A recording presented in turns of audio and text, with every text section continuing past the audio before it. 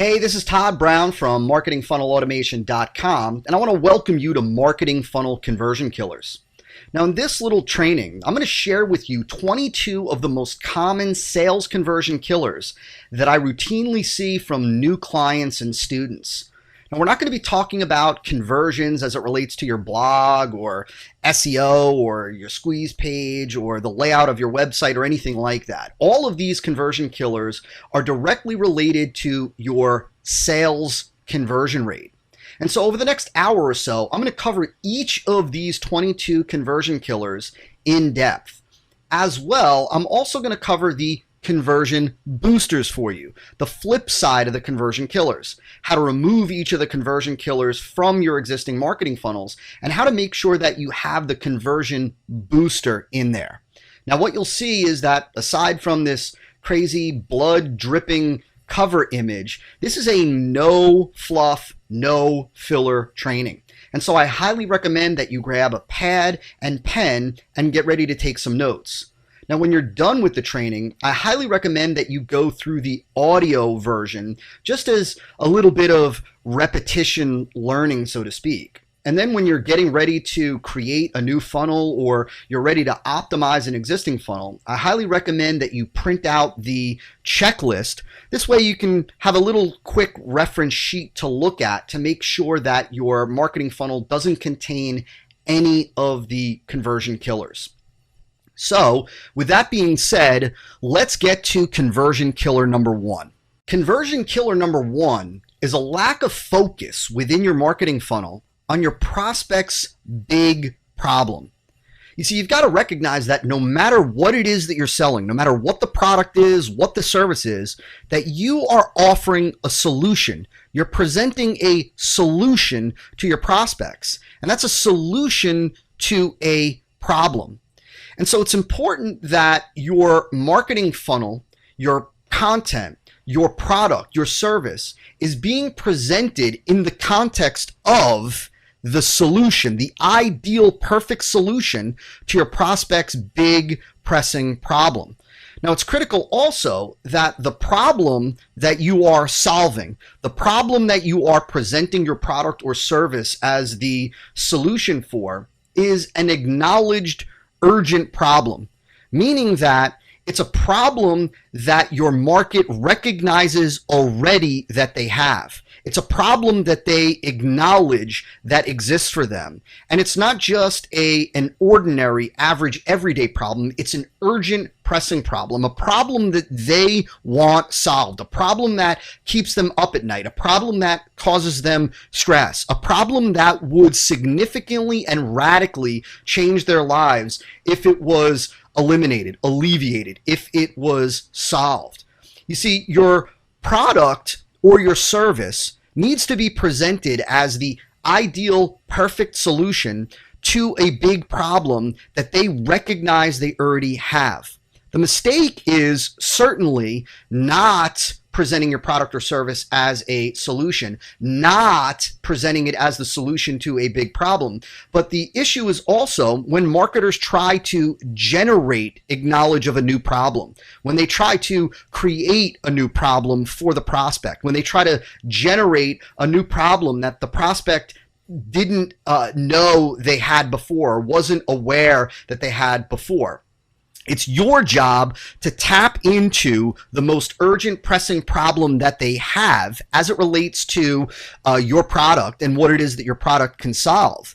And then through the rest of your marketing funnel to present your product or service as the ideal solution to that problem. And we're going to talk about how that's done correctly later on in this training.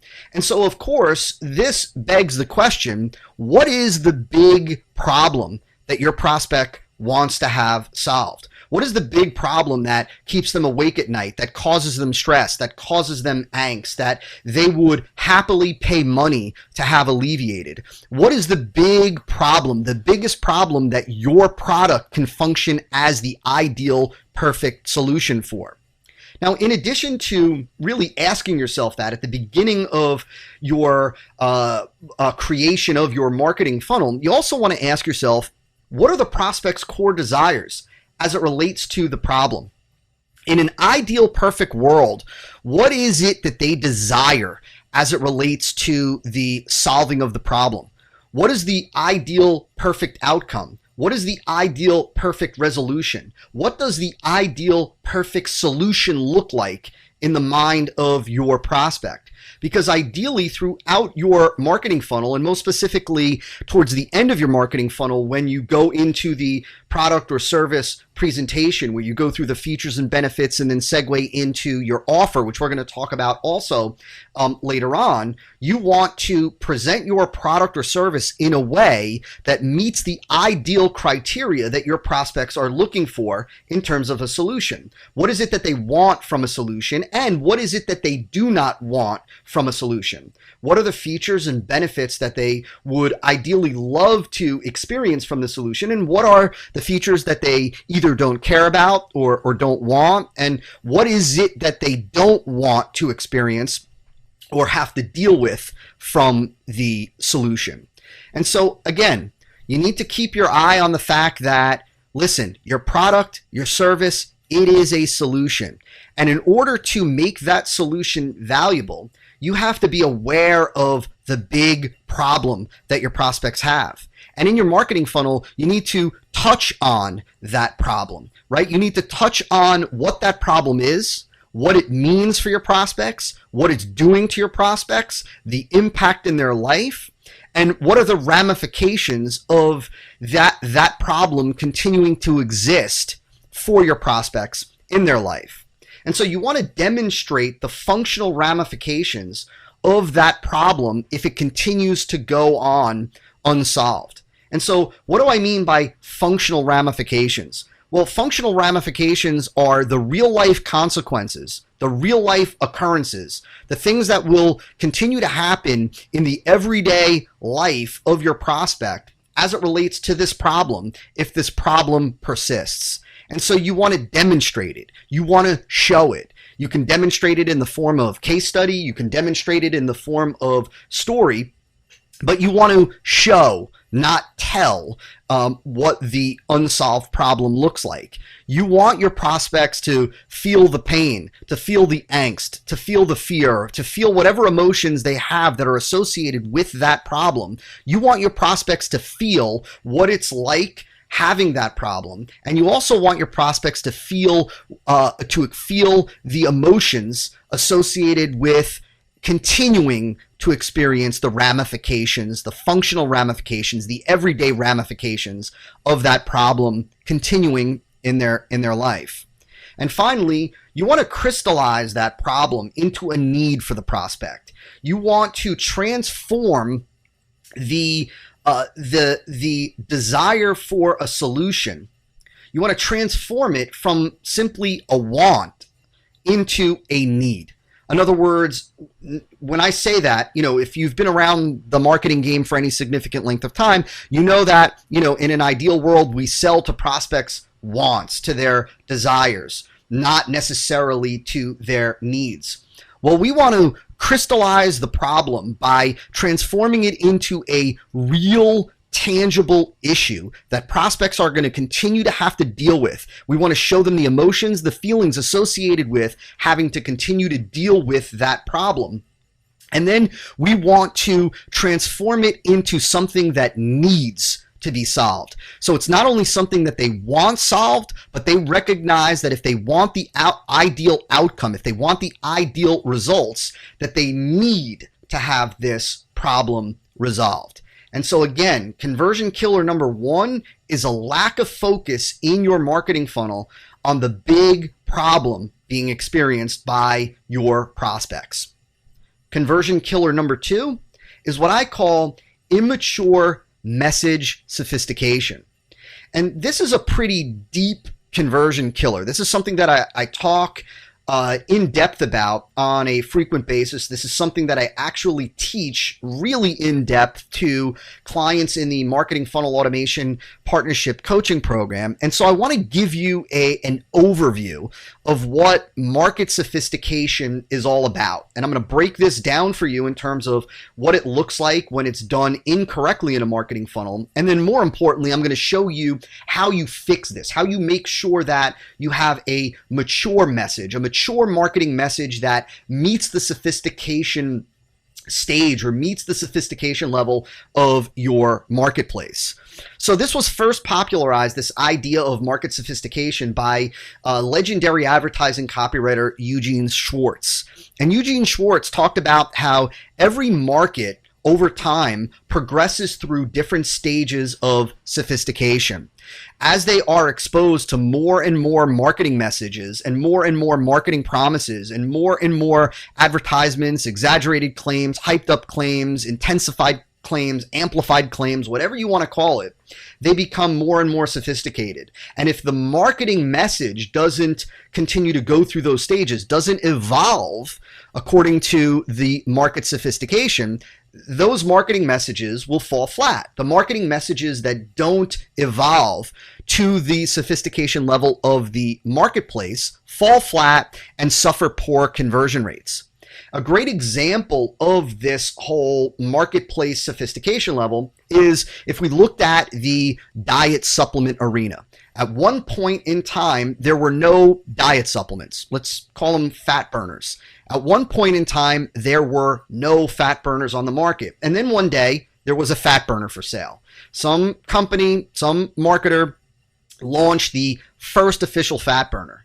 Now, when that fat burner first hit the market, prospects, weight loss prospects, had never been exposed to marketing or advertising as it relates to a fat burner, to a pill that you could take to burn fat and lose weight. And so at that time, the marketer only had to say, take this pill and you'll lose weight. And it was sophisticated enough for the marketplace because the marketplace was at the first stage of sophistication. Again, they had never been exposed to any other claims, promises, benefits, marketing messages like the first fat burner, like take this pill and lose weight. Well, like what happens in every marketplace, over time, competitors came in and began to make similar claims. And so when that happened, that marketplace reached the second stage of sophistication. At that point, at that stage of sophistication, and again, there are 5 stages of market sophistication, marketers evolved, their marketing message evolved. And what happened is they began to amplify the claim, if you will. And so instead of take this pill and you'll lose weight, it became something like take this pill and you'll lose 7 pounds. And at that point, that type of message met the sophistication level of the marketplace. Now, just imagine for a second today, as this training is being recorded in the last quarter of 2013, imagine if you and I partnered together to come out with our own fat burner. Well, obviously, we couldn't launch that fat burner with a marketing message that had a headline of, take this pill and you'll lose weight.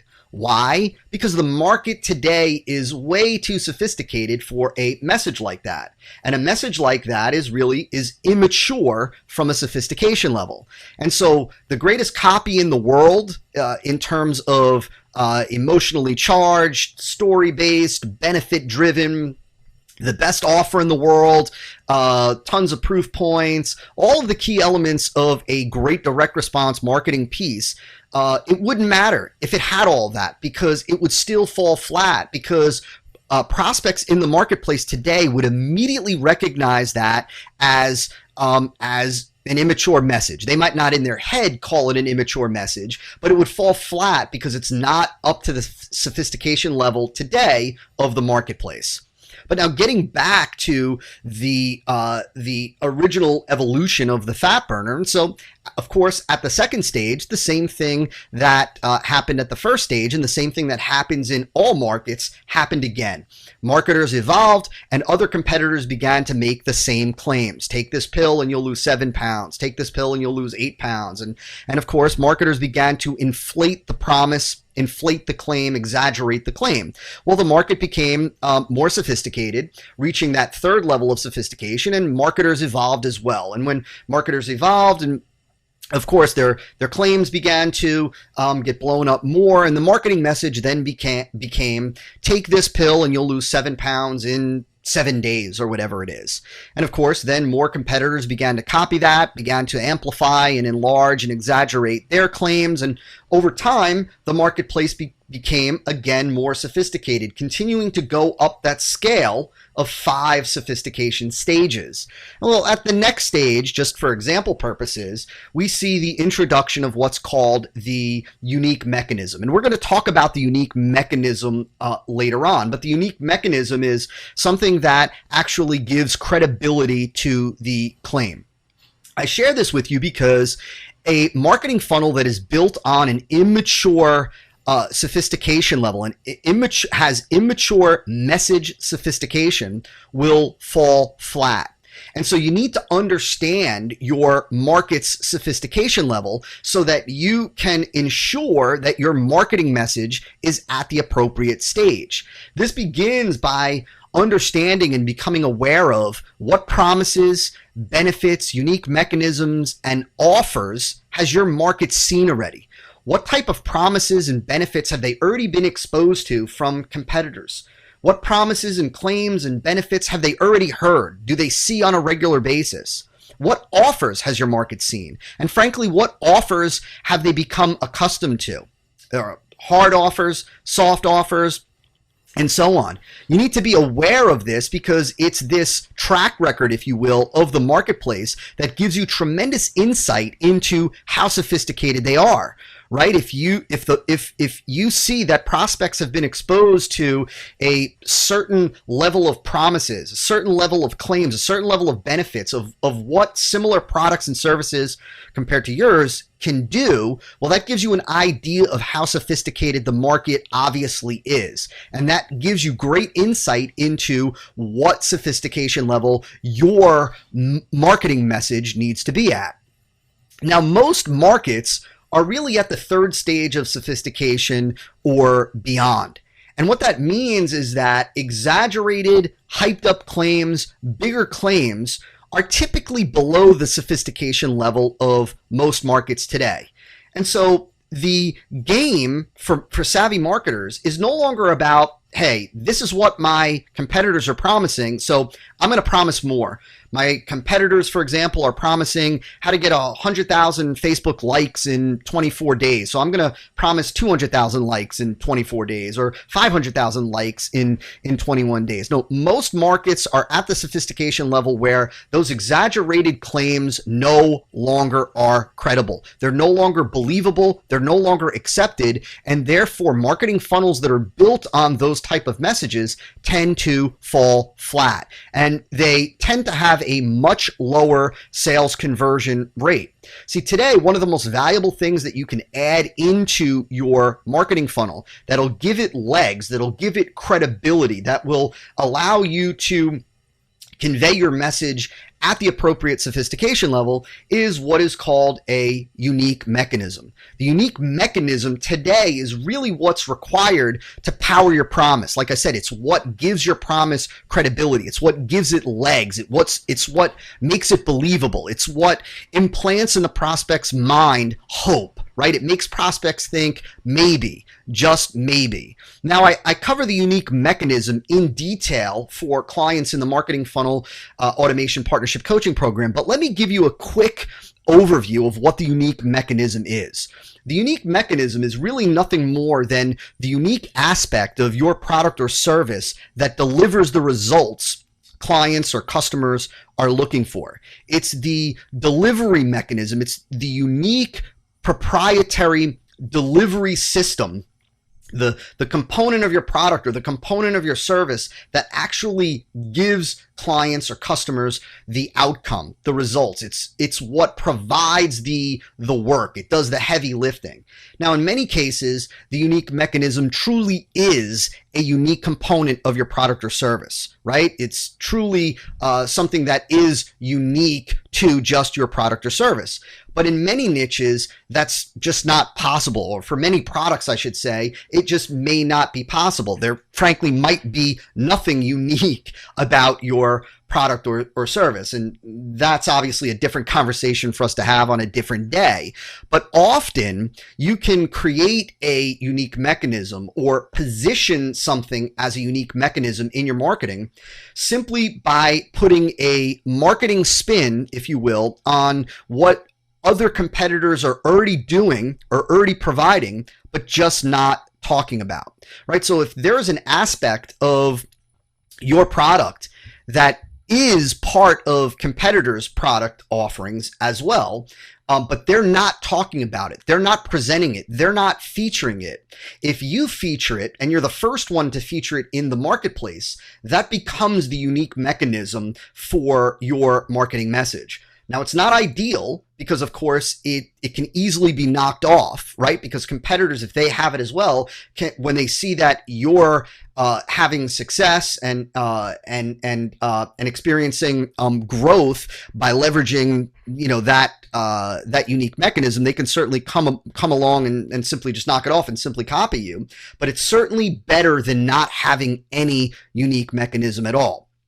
Now, a power tip for you in terms of ensuring that your message is at the appropriate sophistication level is leveraging identification.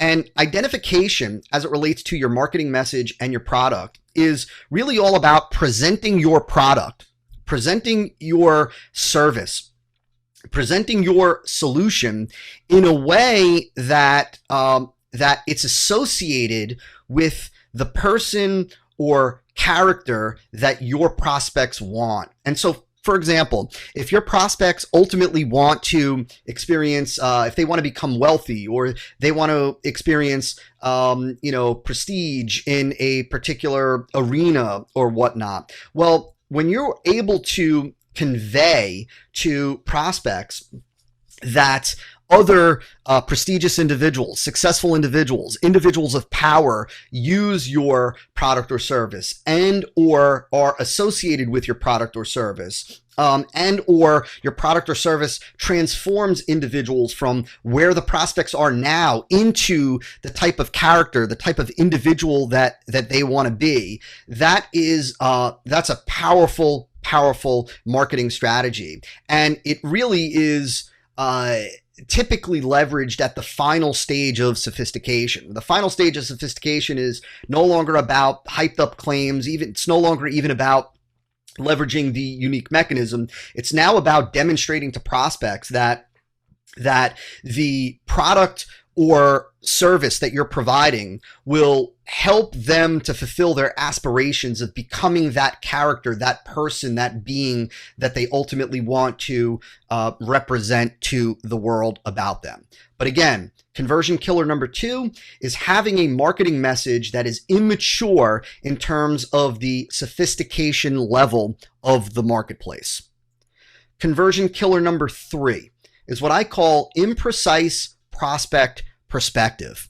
And this is when a marketing funnel is built or engineered without taking into consideration the current feelings, the current perspective, the current attitude, the current beliefs that prospects have toward their current circumstance, toward their current problem, or toward the solution that they're ultimately looking for in terms of their problem, right? And so when your tone, when your language, when your verbiage, when your copy, when your promise, when your story contradicts their feelings, contradicts their attitude when they're coming into your funnel, that is imprecise prospect perspective.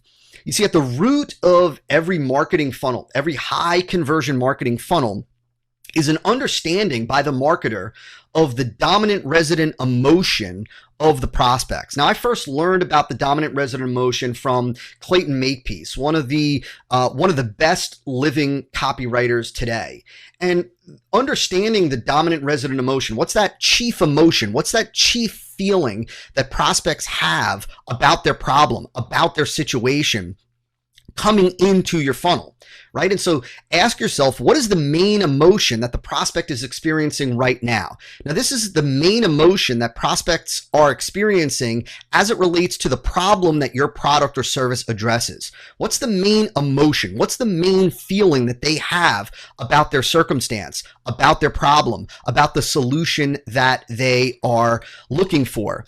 Because your copy, your headline, your story, this is the headline from the squeeze page to the throughout the rest of the marketing funnel, to your marketing funnel content, all of your education-based marketing content, and so on. All of the copy must be aligned with the current emotional state of your prospect as it relates to the theme of your message. So what do I mean by the theme of your message? Well, first and foremost, obviously, like I said, you need to understand what is their current emotional state, right? And this isn't something like, well, wow, how do I dig this up? What kind of psychological test do I need to put my prospects through? No, at the root, foundationally, in its most simplistic form, you really just need to understand, are these individuals first and foremost experiencing a positive emotion or a negative emotion? In most cases, because we are addressing a problem, and ideally an urgent pressing problem, there's going to be some negative emotion associated with the situation that they're dealing with. And so what is that negative emotion? Are they experiencing despair? Are they experiencing disappointment? Are they anxious? Are they frustrated? Are they disgusted? Are they fearful? What is that main emotion? Now, I say that your copy needs to be aligned with that current emotional state as it relates to the theme of your message. So what do I mean by the theme of your message? Well, let me give you an example. Let's say you were selling an information product on the topic of wealth building via not getting robbed by the IRS or something, right? Not getting, being able to hold on to a majority of your money. Or let's say even better, let's say that we are selling an information product about how to maintain your wealth, hold on to your wealth while the economy continues to go on a downward spiral. Well, obviously, we know that the individual coming into that type of marketing funnel is experiencing worry, concern.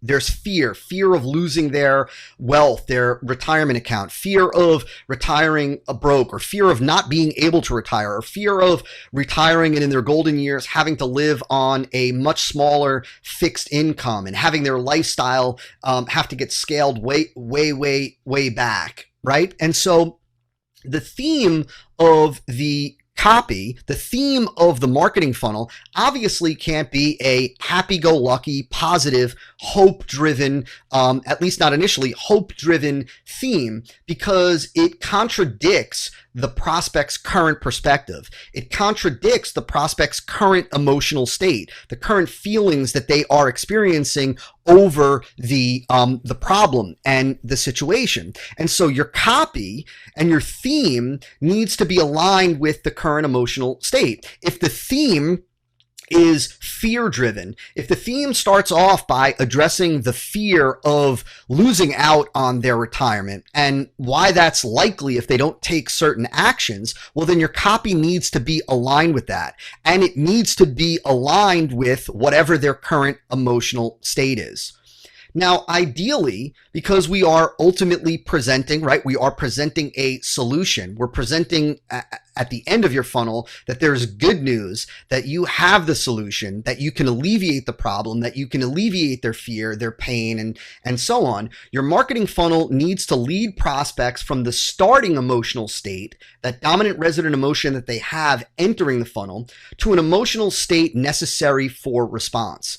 And we're going to talk a lot about, through the rest of this training, the idea of emotion and generating that emotional state. But what I want you to understand for right now is that we start with the emotional state that prospects have coming in, the current prospect perspective, and then we lead them all the way through the marketing funnel, ultimately to an emotional state of hope and promise at the end of the funnel, which is the emotional state necessary for response. And you'll understand more about that later on in this training.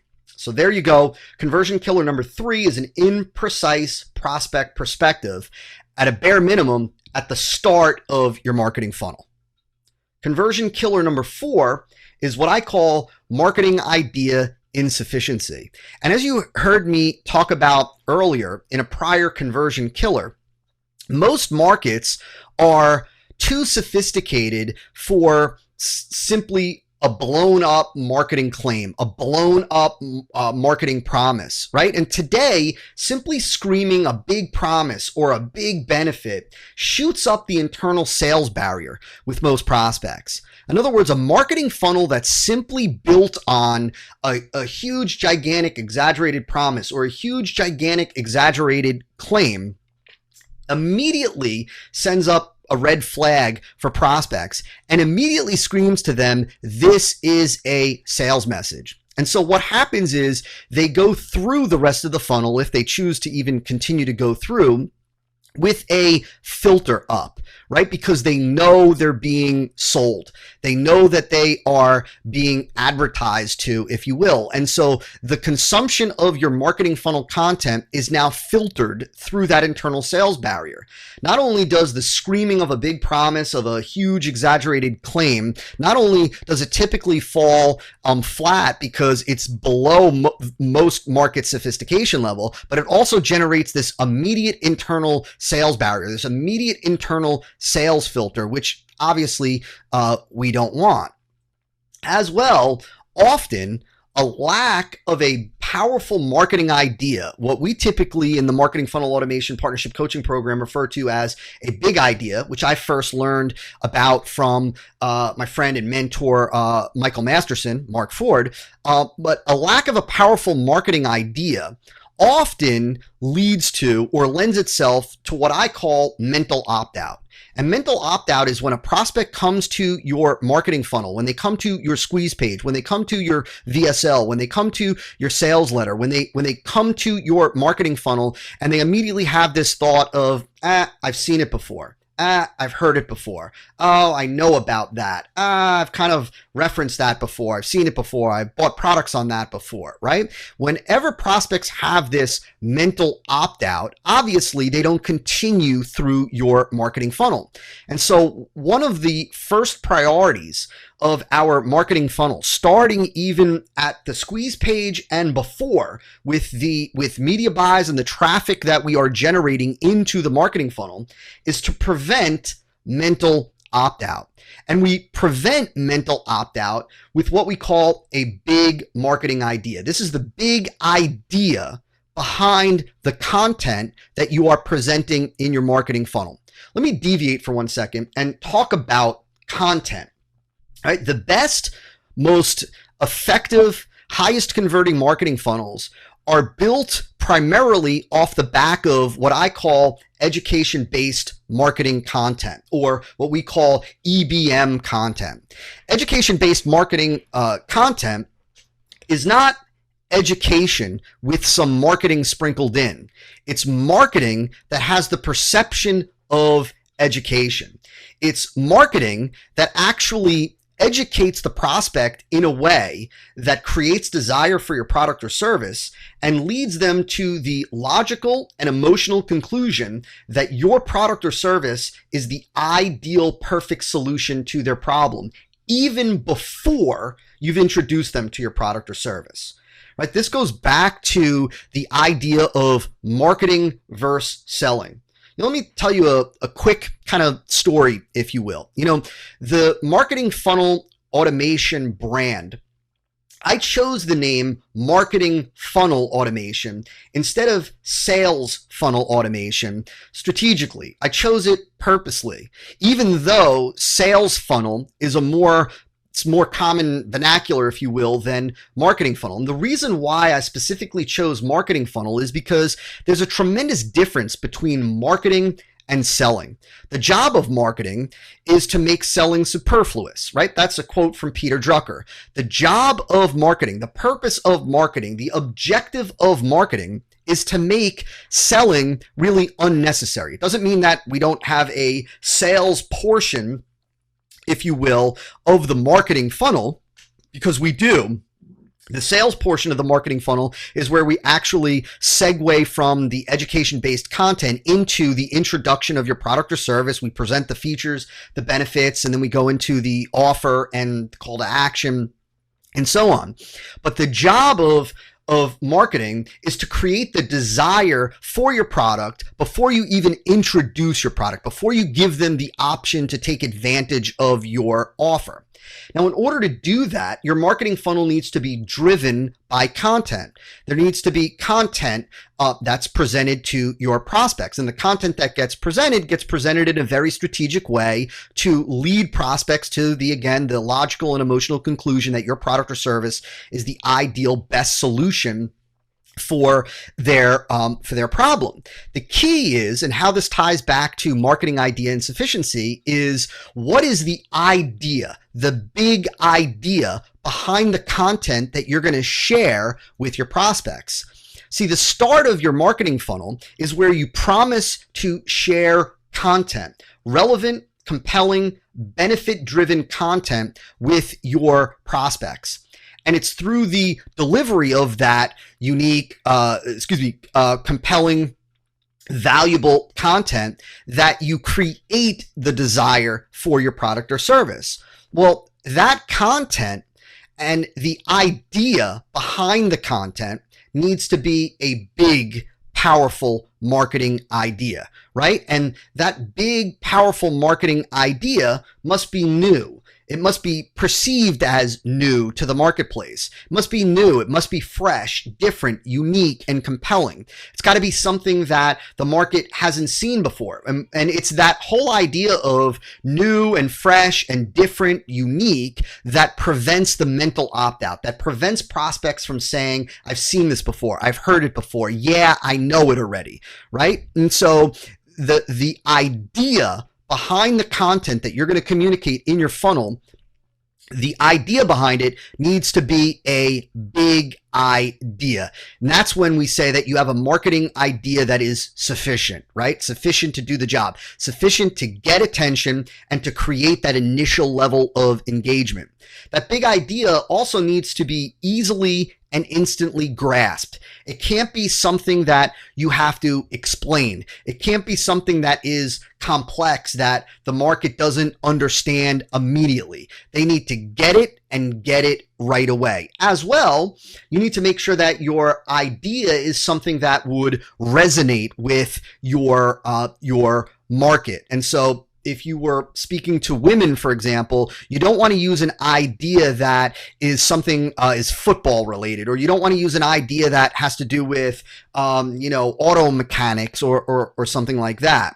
A great tip for doing this, or for constructing your big idea, is to use metaphors, to use analogies, right? Because a good metaphor, a good analogy is easily understood. It's easily grasped, and it helps to immediately convey an image to prospects about what you are trying to communicate. Again, just make sure that the metaphor or analogy is something that the market, who you're talking to, understands, that they get it, that they can see it. Like I said, you wouldn't use a football metaphor or a football analogy with a female-oriented marketplace. And so that's conversion killer number 4. Conversion killer number 4 is not having, first and foremost, not having an idea, a big idea behind your marketing funnel, and simply having a marketing funnel that's built on just big promises, hyped up claims, exaggerated claims, and so on. It's also, conversion killer number 4 is also having a weak marketing idea, or a marketing idea that's not new, that's not fresh, that's not unique, that's not compelling, and that does potentially lend itself to mental opt-out, and or also a marketing idea that's not easily and instantly grasped by the market. Conversion killer number 5 is what I call a disconnected lead magnet. Now, in case you don't know what a lead magnet is typically the thing that you offer, the free piece of information that you offer on a squeeze page.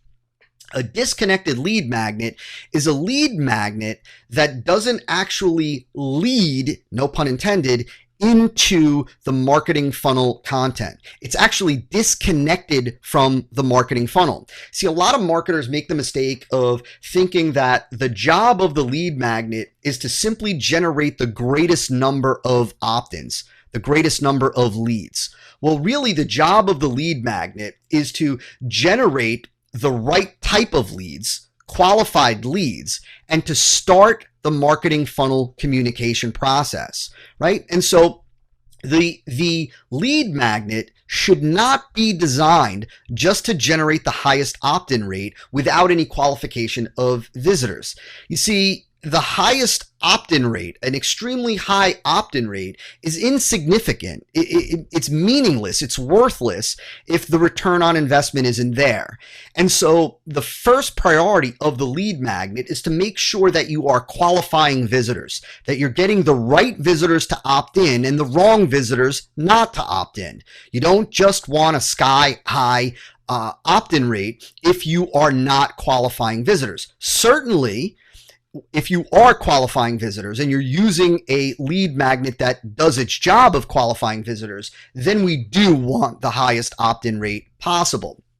Now, of course, this qualification begins with the media buying or the traffic generation that you're doing prior to your squeeze page, and that plays a gigantic role in your opt-in rate and so on. But that's beyond the scope of this conversion killer. See, I need you to understand that your lead magnet is really the entrance to your marketing funnel. It's the first piece of content in the marketing funnel. And so the lead magnet needs to be directly connected to the big idea behind your marketing funnel's content, behind the marketing funnel's message, right? The lead magnet should start the communication process, should start the content process for your funnel. And so, like I said, the lead magnet serves to qualify your visitors, and it frames the content to come in the marketing funnel, meaning that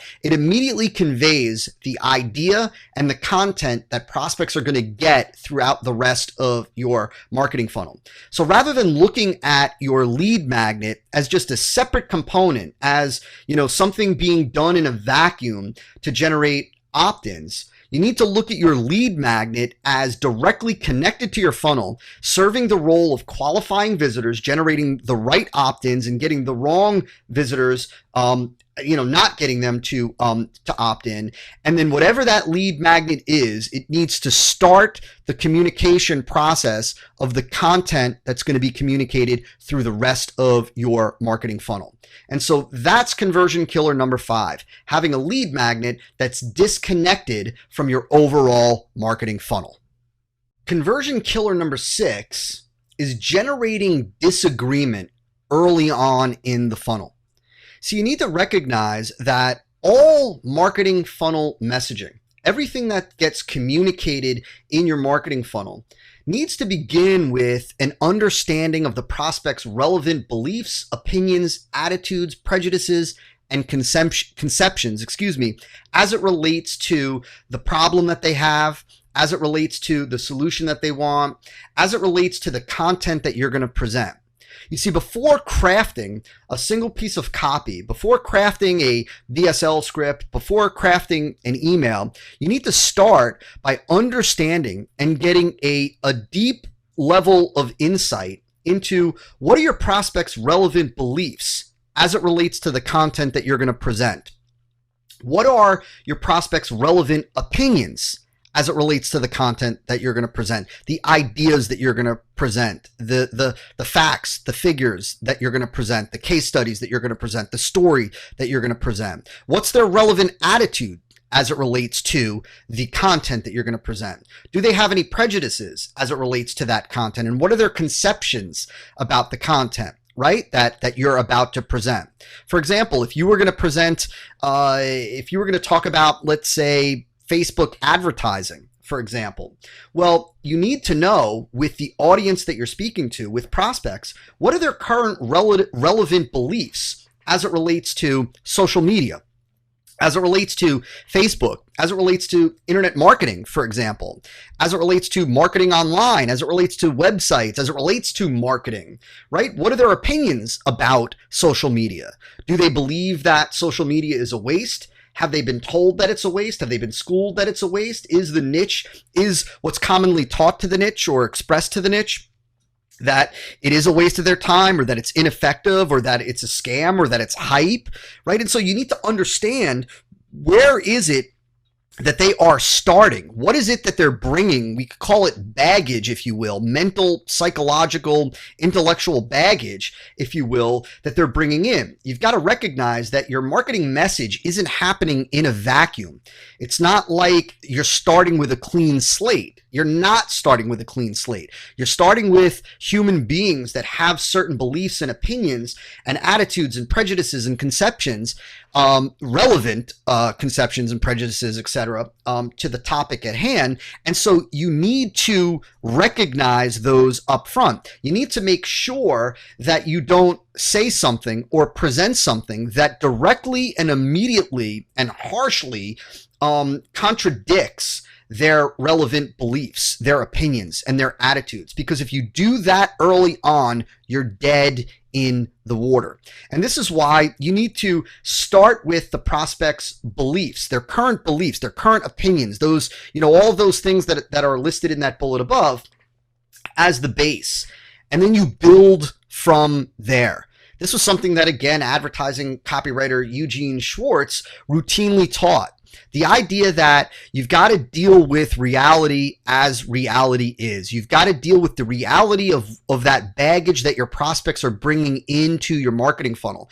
And you start with those beliefs as the base of what you build your quote unquote argument on, right? And we're going to talk about that later on, the logical presentation within your marketing funnel. But you start with your prospects' beliefs. You start with where they're at right now, and you use those beliefs and you leverage those beliefs and you build on top of those beliefs to make your case.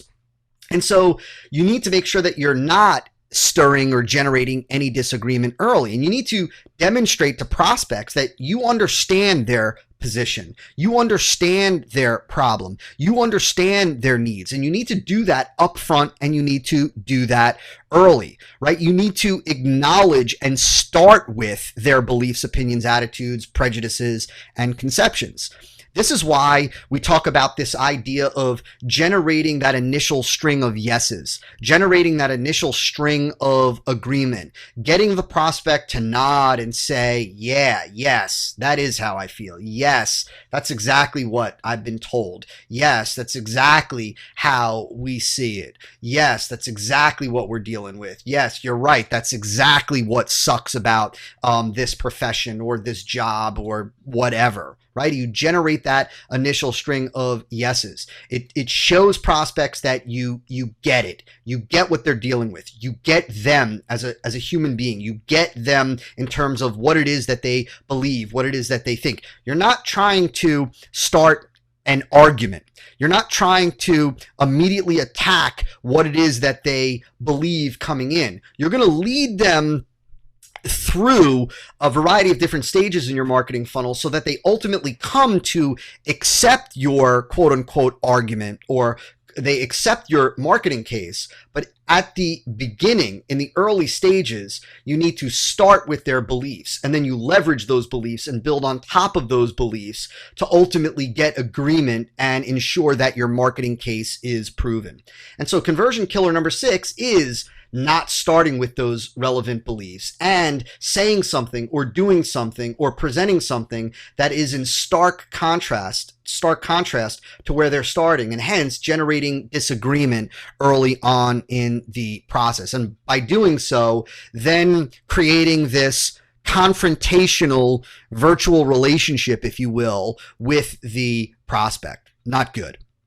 Conversion killer number 7 is not having any story element within your marketing funnel and just going with pure benefits. Now, if you've been around the direct response marketing game, or really just marketing in general for any significant length of time, nothing that I'm going to share with you in this conversion killer is going to be revolutionary for you. But it is important that you really do understand and absorb at a deep level, not just superficially, not just intellectually, that stories are the most powerful form of marketing. Stories are the most powerful form of communication in general. But for a marketer, stories are incredibly powerful because they slip under the sales radar, right? They're not typically viewed as a sales pitch. They're not typically viewed as advertising or marketing, right? And what stories allow us to do is stories allow us to implicitly convey things in a way that is accepted by prospects. Whereas if we just explicitly conveyed them with pure benefits, pure pitch, pure claims, pure promises, again, they come up against this sales radar, this sales filter, this, oh, I'm being sold. Oh, this guy is a marketer. Oh, this guy or gal is a salesperson.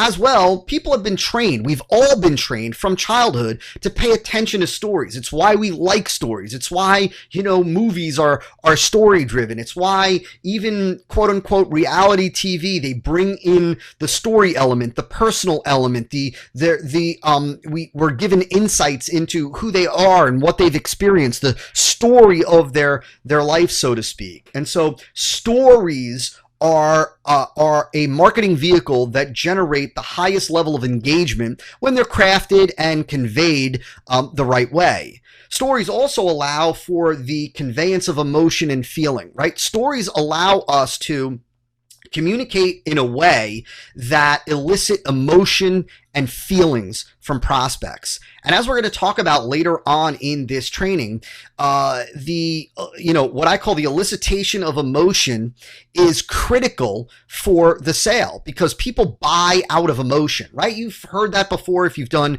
any kind of sales training or really any significant marketing training, right? People buy out of emotion. They make decisions out of emotion. We are emotionally driven creatures. We'll rationalize or justify our purchases logically, but we make those purchases, those investments out of emotion. And stories, through the tale of the story, we're able to convey emotion. We're able to transfer emotion. We're able to stir emotion by bringing the prospect into the experience, the journey of the lead character, the protagonist, if you will, in the story, especially with a story like The Hero's Journey, where the lead character started where the prospect was and experienced the negative things that the prospect is experiencing now and ultimately stumbled on a solution and is now experiencing the life that the prospect wants to experience. We're able to use that type of story to elicit and drive emotion and feeling, right? And so your story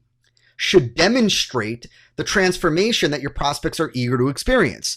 That's, again, like the hero's journey. The hero's journey is a story, is an archetype that shares the journey of an individual going from, let's say, in some cases, normal life, the existence that prospects are experiencing right now, and it shows their journey through the negatives, ultimately all the way to the promised land, so to speak. And it shows and conveys the same journey, the same experience, the same transformation that your prospects are longing to experience. And it brings them in. It makes them feel what that lead character has felt. It makes them want to experience what that lead character in your story, the story that's driving your marketing funnel, that the experience that lead character has had.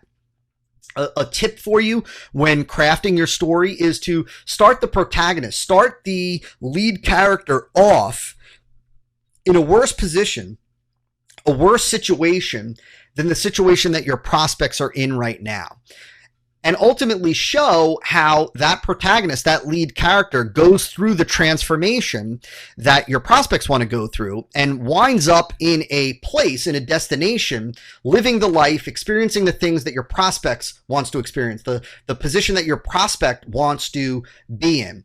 Because what that does by starting your story off with the protagonist, the lead character in the story, in a worse situation, is it implicitly tells prospects that if that individual could do it, starting in a much worse off situation, a much worse off circumstance, if they can do it, if they could go from there to where I want to be, I certainly can, being that I'm not nearly as worse off as that guy. I'm not nearly as overweight as that guy. I'm not nearly as broke as that guy. I'm not nearly as depressed as that guy. I have more skills than that guy does. And so if he could do it, I can certainly do it.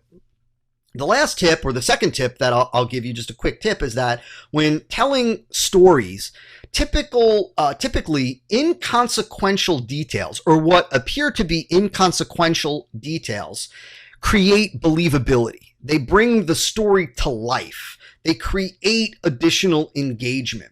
And so when you're telling the story, don't leave out some inconsequential details. If you're talking about the lead character is in a car, you could say he was in a convertible red Corvette or whatever it is. If the lead character is meeting the parents of his soon-to-be fiance, give some detail of where he's meeting the parents, of what the parents look like, of their personality. It's those inconsequential detail. First of all, it's the detail that brings the story to life, but it's the inconsequential detail that creates believability, that makes prospects accept and believe the story as accurate. And so again, conversion killer number 7 is having a marketing funnel that's simply built on benefits, promises, and claims, absent of any compelling, engaging story. Conversion killer number 8 is not having a big overarching promise of your marketing funnel, a big overarching promise of what prospects are going to reap by engaging with your marketing funnel. You see, most novice marketers don't understand that there's a difference between benefits and a big promise, right? Benefits in the context of your product, for example, are, and we're going to get into the different types of benefits later on in this training, but benefits are all about what the different features of your product actually do for the prospect, right? Benefits are what the features actually do for the prospect, what they'll change for the prospect, what they'll enhance for the prospect, and how they'll enhance and do those things for the prospect. But a big promise is a big it's really, I'm going to use this word even though this probably isn't the most appropriate word, but it is the big claim that you're making for what is going to change for your prospects after they go through your marketing funnel. It's kind of the big reason, the big outcome, the big payoff for engaging with your content and going through your marketing funnel. And so you need to start, when it comes to the engineering of your marketing funnel, by asking yourself, what's the biggest promise to prospects that you can make for consuming the content in your marketing funnel? What's the biggest payoff? What's the biggest outcome? What's the biggest benefit that they're going to reap simply from engaging in your content? I'm not talking about now the benefits of your product, the benefits of your service. I'm talking about what's the big promise behind your marketing funnel. What's the big reason to go through the funnel, the big payoff at the end of the funnel. And one of the best ways, or one of the easiest ways to begin to craft this big promise for your marketing funnel is to ask yourself, what's the most powerful desire that can possibly be applied to your content, right? What is the most powerful desire that your prospects have as it relates to the situation that they're in, as it relates to the solution that they're looking for? What's the most powerful desire that they have that you can apply to the content of your marketing funnel, that you can present as the fulfillment of the consumption of your marketing funnel content? And then certainly when it comes to the presentation of your product or service, we're also going to have a big overarching promise of what your product or service is going to do for your prospects, right? You're going to have a big overarching promise of what the product or service is going to do. And then we share with prospects how it's going to do that with all of the different features of the product. And then each of those features has key benefits. But your content and your product each need to have their own big marketing promise. Another way to look at this is if you could wave a magic wand, if you could wave a magic wand and grant your prospects any wish as it relates to the solution that they're looking for, as it relates to the big problem that they have, what would they want that wish to be? What would the ideal outcome be? What would the ideal scenario be? What would the ideal deliverable be, right? What would that ideal outcome be? Because you want your big promise for both the content and the big promise of your product, which in many cases are really one, or are similar. You want your big promise to be as close to that fulfillment of their wish, if you could wave a magic wand, as possible. And so that's conversion killer number 8. It's not having a big overarching promise of a big payoff that prospects are going to get by going through your marketing funnel. Conversion killer number 9 is what I call scarce emotional elicitation. And I already alluded to this earlier, that we are emotional creatures, right? That people buy out of emotion. They buy out of emotion. They buy for deeper emotional reasons, right? We often hear in sales books, even in marketing books and marketing 101 courses, we often hear this idea of, right, and I even said it before, that people buy out of emotion. They don't buy out of logic. They use logic later on, after the purchase, after the buying decision, to rationalize the buying decision, to justify the purchase. But they are driven to make decisions out of emotion. Well, I want you to take this a step deeper, a level deeper, because people not only buy out of emotion, but they buy for deeper emotional reasons, not even for logical benefits. And we're going to cover this idea of logical or functional benefits later on in this training. But you need to recognize that people are driven by emotion. And so what that means is that your marketing funnel needs to convey emotion. It needs to stir emotion. It needs to generate emotion. It needs to get prospects emotional, right? And it needs to stir up those emotions. If the prospect is starting from a fear orientation, from an anxiety orientation, initially early on, we're going to stir up those emotions. You've probably heard the problem, agitate, solve. It's a very common sales formula, right? You want to bring up the problem, then you want to agitate the problem, and then ultimately you want to solve the problem for prospects. Well, agitating the problem involves stirring prospect emotional turmoil, inner emotional turmoil that's associated with not eliminating the problem, right? We are stirring up what's going to happen for the prospect if they don't solve the problem, if they do nothing about the problem, if they choose the wrong solution for the problem. We want to demonstrate with future pacing, painting a picture of the future, of what the prospect can expect to experience in terms of functional and emotional ramifications if they don't solve the problem, right? Functional ramifications. That is, what's the average life? What's their day-to-day life? What's the situation that they're dealing with right now going to continue to look like? How is it going to continue to play out in their life if this big problem continues to fester, if it's not solved properly, if it's not solved correctly? right? What does it actually look like in their real life? Those ramifications. And then the emotional ramifications is that what is it going to mean to them emotionally? How is it going to impact them emotionally if they continue to have to deal with the big problem? And just to give you an example, so you understand the difference between a functional ramification and an emotional ramification. A functional ramification is, let's say, if we were going back to the example of the individual afraid of losing their retirement because the economy is going to tank, let's say. And so a functional ramification is that they do see their retirement accounts begin to dwindle. They do, their net worth does begin to suffer. They do begin to see less income from their dividends, or they do begin to see a decline in the value of their stocks and bonds and mutual funds and all of that craziness. They do begin to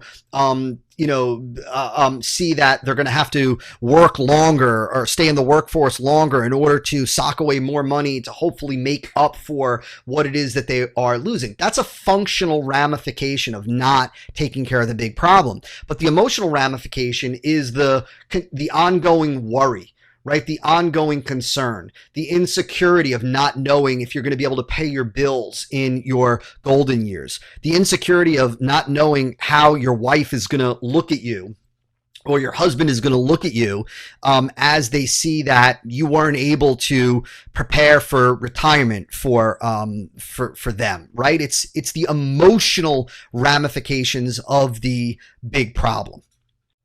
As well, when carrying this idea of emotional elicitation over into your copy, you want to be selective with your word choice. And you want to look for emotionally charged words, right? That should really be emotionally charged word selection. You want to select the best words, the best phrases that have and that generate an emotion, a strong emotion, a visceral response, a gut reaction. And the best example of this is, if I remember correctly, I first heard John Carlton, another phenomenal copywriter in his own right, talk about the difference between the word embarrass and humiliate.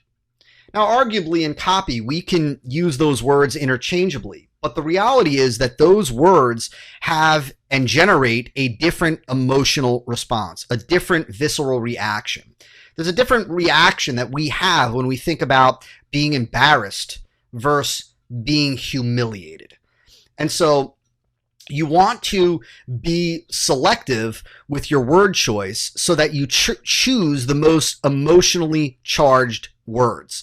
This is why I keep a gigantic thesaurus next to my desk whenever writing copy for clients or working on a copy critique for coaching clients.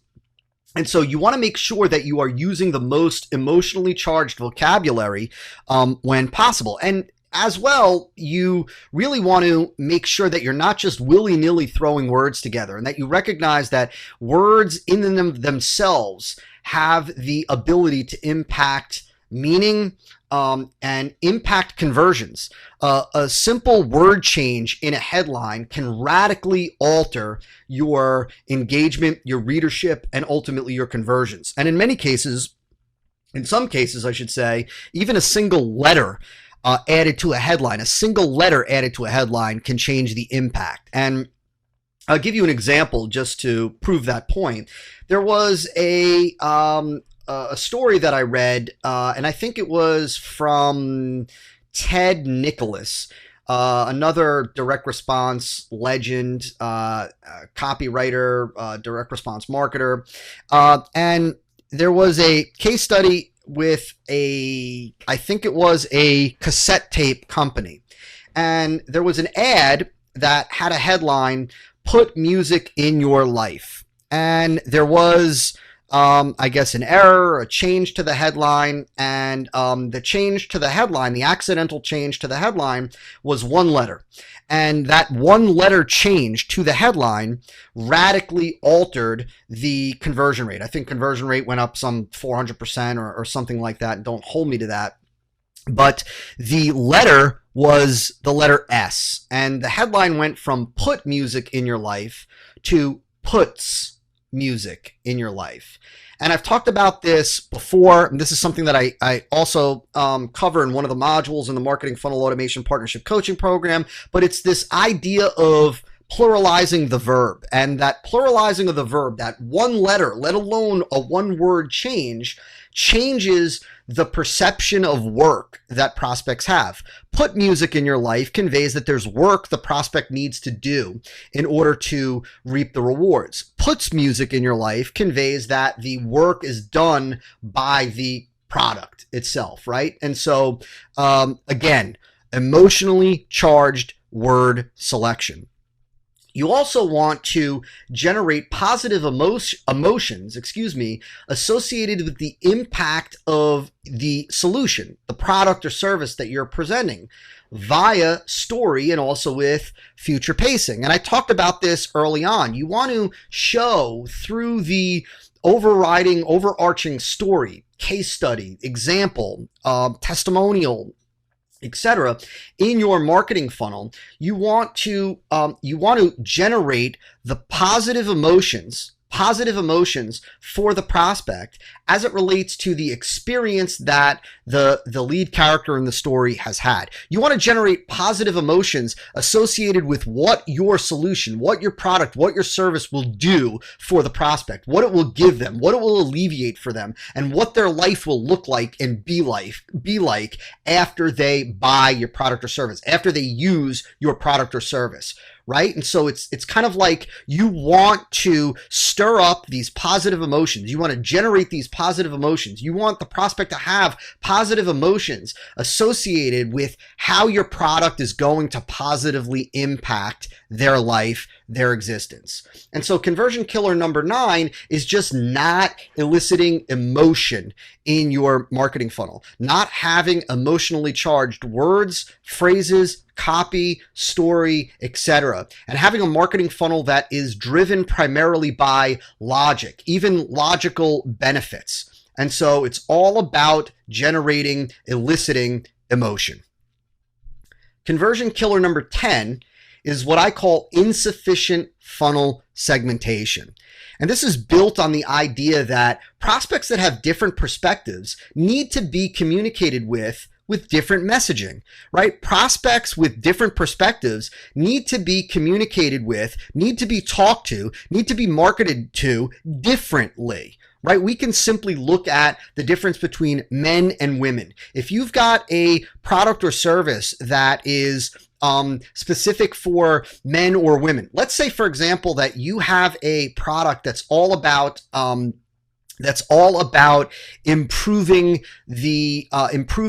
a marriage, right? Rekindling the love, rekindling the relationship, rekindling the romance, if you will, in a marriage. And you have a product that you provide to both men and women. Well, you cannot speak in a way to both of those segments at the same time and have it resonate with both of those individuals with any significant impact.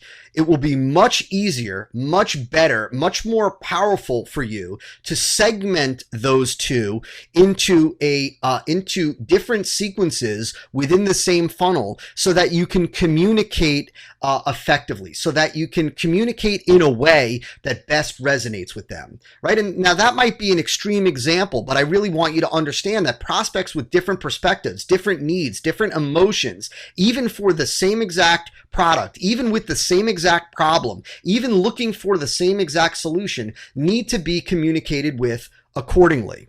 In an ideal world, you want to segment as early in the marketing funnel as possible. In some cases, this can be done from the opt-in form, or this can be done on the immediate page after the opt-in form. So in some cases, the opt-in form, depending on what information you're collecting, could have radio buttons. If through testing you find that, the addition of radio buttons radically decreases the opt-in rate because it causes friction, as a lot of additional fields or questions or elements on an opt-in form often does, well, then on the thank you page or the destination page or the bridge page right after the opt-in form, you could have a page that immediately has them identify themselves as a man or a woman or young or old or however you want to segment.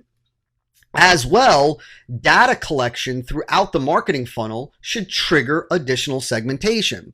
And so now this is an advanced strategy, but today with technology, this can very easily be done. This can be done with an application like Infusionsoft. I assume that this can be done with an application like Office Autopilot, and I'm sure other higher end CRM systems can do this as well. But this is data collection throughout the marketing funnel is where you are getting and gaining additional insights about prospects as they go through the marketing funnel. So in a marketing funnel that's got a longer life cycle or a longer buying cycle, when you are marketing and selling a product that's got a fairly long buying cycle, or if you've got a marketing funnel that stretches out over 7, 10, 12, 15, 21 days or more, you have the opportunity at different points throughout the marketing funnel to collect additional data, to gain additional insights from your prospect. And as you're gaining those additional insights about what it is that they want, what it is that they're most interested in, what it is that they don't want,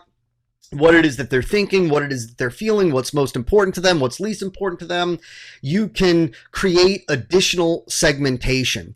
And that additional segmentation allows you to tighter, more narrowly focus your message on what it is that they want. Remember that when it comes to direct response marketing, the tighter that you can match your message to the market segment, to the segment's needs, to the segment's wants, to the segment's desires, the more your marketing message will resonate with them, right? And ultimately, the better your conversions will be, the better your sales numbers will be, the more money you will make.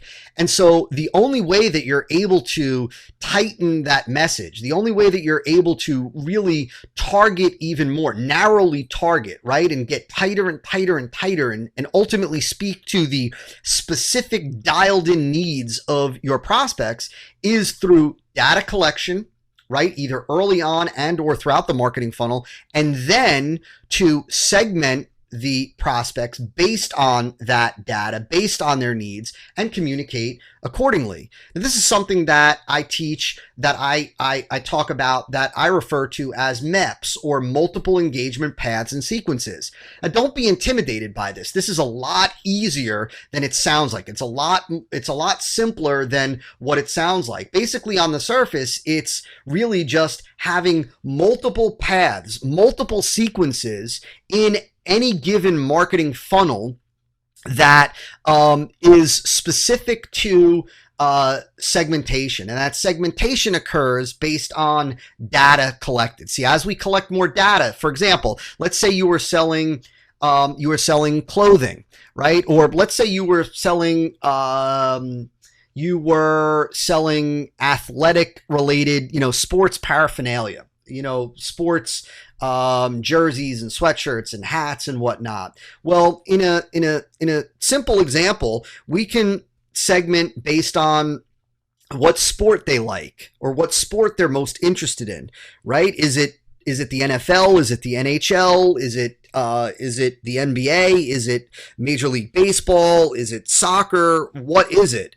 Then, of course, we can segment based on what is their favorite team. And then, of course, we can segment based on what are they most interested in. Are they looking for a jersey? Are they looking for a sweatshirt? Are they looking for a hat? You could start to segment based on what is their size. Are they, is it extra large? Is it small? Is it a youth? Is it an adult? You can start to segment based on color. And so all of those things obviously don't have to be collected up front, but when you have the opportunity to collect that data, and that goes certainly beyond the scope of this training, but when you have the ability to collect that data, you have the ability to segment. And when you have the ability to segment, you have the ability to target your message or tailor your message to exactly what it is that your prospects want and need and desire. And when you do that, again, your message will resonate and your conversions will shoot through the roof. And so conversion killer number 10, not having sufficient segmentation of your prospects in your marketing funnel. Conversion killer number 11 is having an incomplete, unproven marketing case. You see, at the foundation of your marketing funnel, you must present a solid chain of logic. See, don't misunderstand me. I'm not talking about having a marketing message that is based on logic and that appeals to logic, because as we've already covered, people are emotional creatures, and your marketing funnel needs to stir and generate and just kind of, again, stir up emotion. But when it comes to proving your marketing case, you need to present a solid chain of logic. You see, you've got to understand that there are certain beliefs that prospects must possess and come to accept in order for them to be able to buy at the end of your marketing funnel. See, one of the best ways to begin to construct the marketing message, the message within your marketing funnel, ultimately your the bulk of your EBM content, is what are the beliefs that prospects need to possess in order to be able to buy. Now, I want to give you a general overview of this concept because this is an entire module in the Marketing Funnel Automation Partnership Coaching Program. But for now, what I want you to understand is that not establishing all the beliefs that prospects need to have will leave a gap. It leaves a gap in your marketing case, right? In your marketing case. And that gap, not establishing all beliefs, even not establishing one of the beliefs that they need to have, will hurt your conversions. And the best way for me to kind of convey this big idea for you, the best way for me to show you quickly how this process of uncovering their beliefs and presenting a complete proven marketing case is for you to think of yourself like a prosecutor. Think of yourself as if you were a prosecutor presenting a case to a jury. Let's say you are a prosecutor that is presenting a case about, you're looking to find the defendant guilty of murder.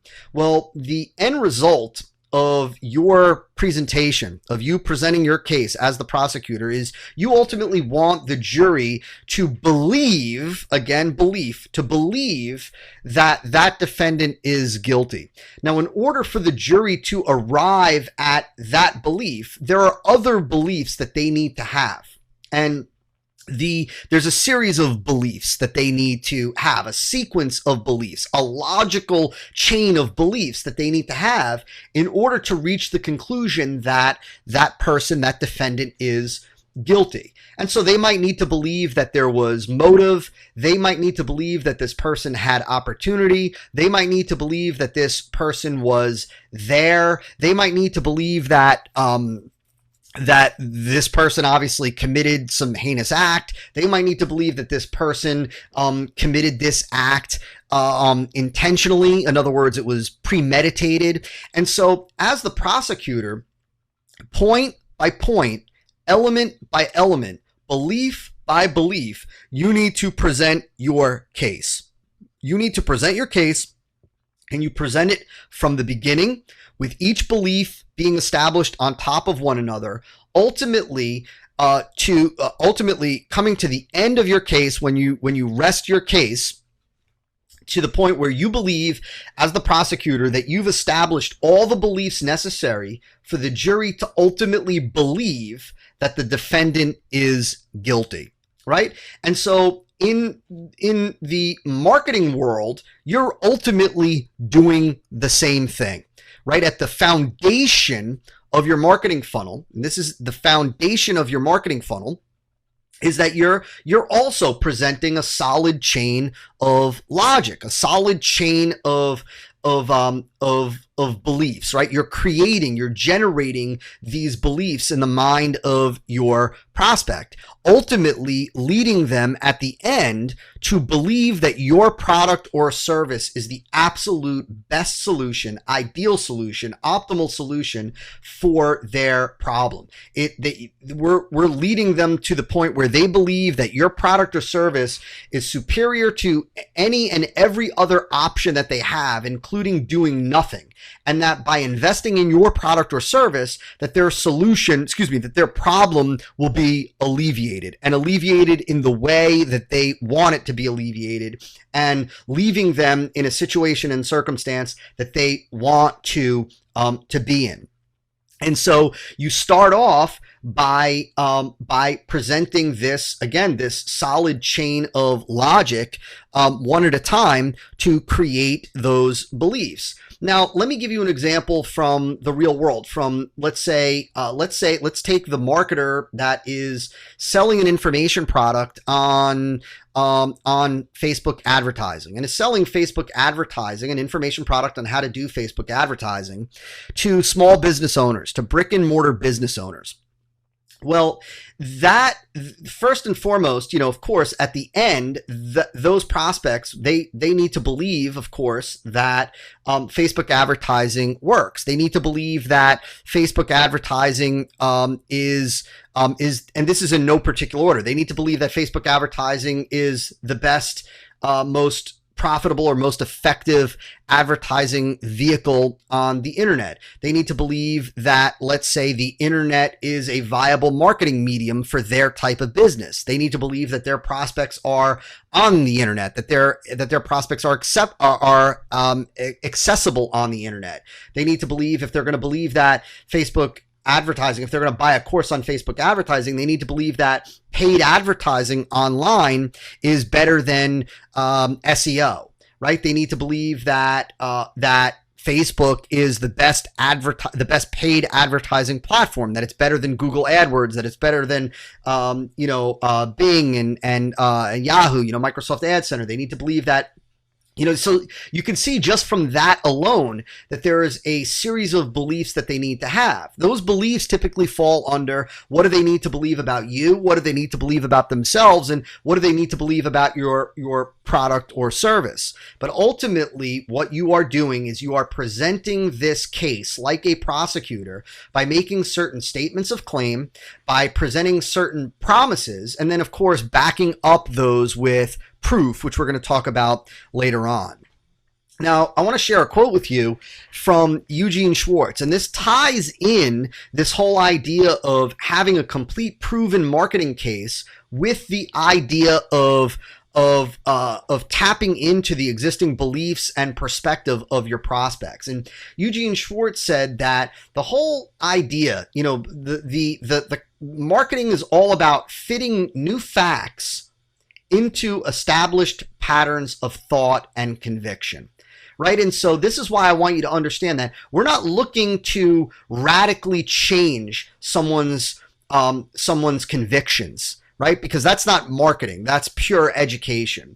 You are fitting a new paradigm, new facts, new ideas within their established patterns of thought and conviction. And so again, conversion killer number 11 is just having an incomplete, unproven marketing case, having a marketing funnel that presents a marketing message that doesn't establish all of the beliefs necessary, that has holes, that has gaps in the message, that leaves doubt in the mind of the prospect, that leaves questions in the mind of the prospect, because it's incomplete and unproven.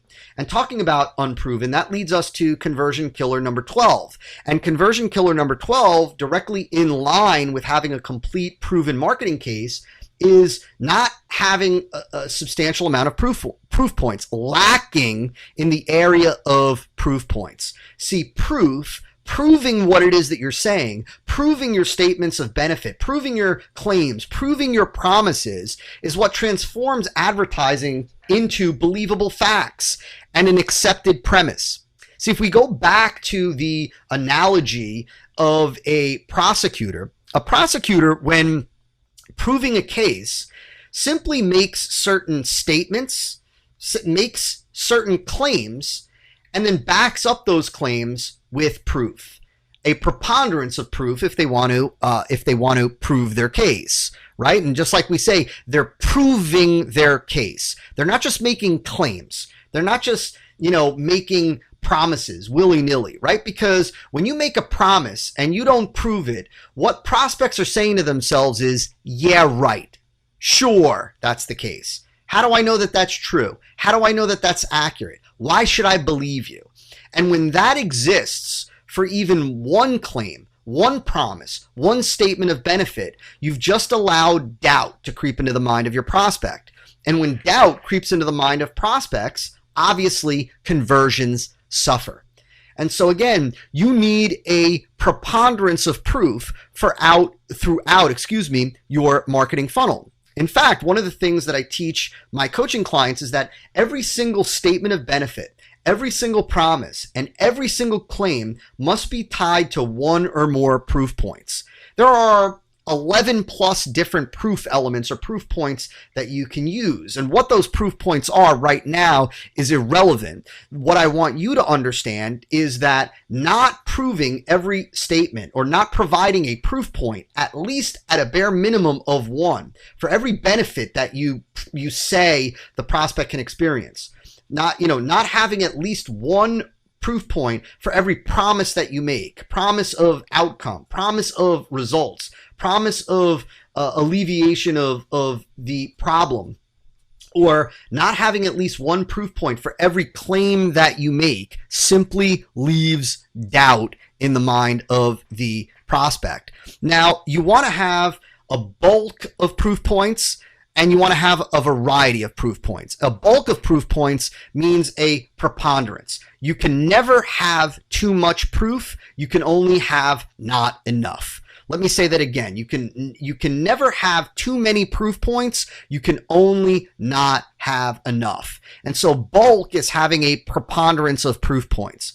Variety means that you're not simply relying on one or two type of proof points throughout the marketing funnel. You're not only relying on testimonials or only relying on endorsements. You're leveraging the 11 plus proof points all throughout your marketing funnel. And you're leveraging more than one type of proof point in an ideal for the highest converting marketing funnels. You're leveraging more than one type of proof point for each claim, promise, or statement of benefit that you make. Now, talking about testimonials, it's important that you understand that there really is a more effective way of using testimonials within your marketing funnel than the way that is common for most online marketers. And testimonials are one of the 11 plus proof points.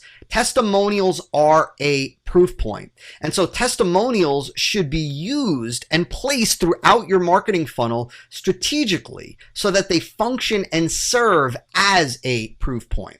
And so what that means is that if you have a testimonial that talks about the ease of use of your product, for example, well, when you are claiming that your product is easy to use, or when you are demonstrating that your product is easy to use, you want to have the testimonial, for example, that talks about, that demonstrates that shows that in the proper place in your funnel. You want to use that testimonial to prove that your claim that it's easy to use is actually in fact legitimate, that it's accurate. Right? And so testimonials are proof points, and they're most powerful when they're strategically placed so that they can function as proof points. And so conversion killer number 12 is simply not having enough proof, not proving what it is that you're saying, and simply hoping that prospects accept your claims, your promises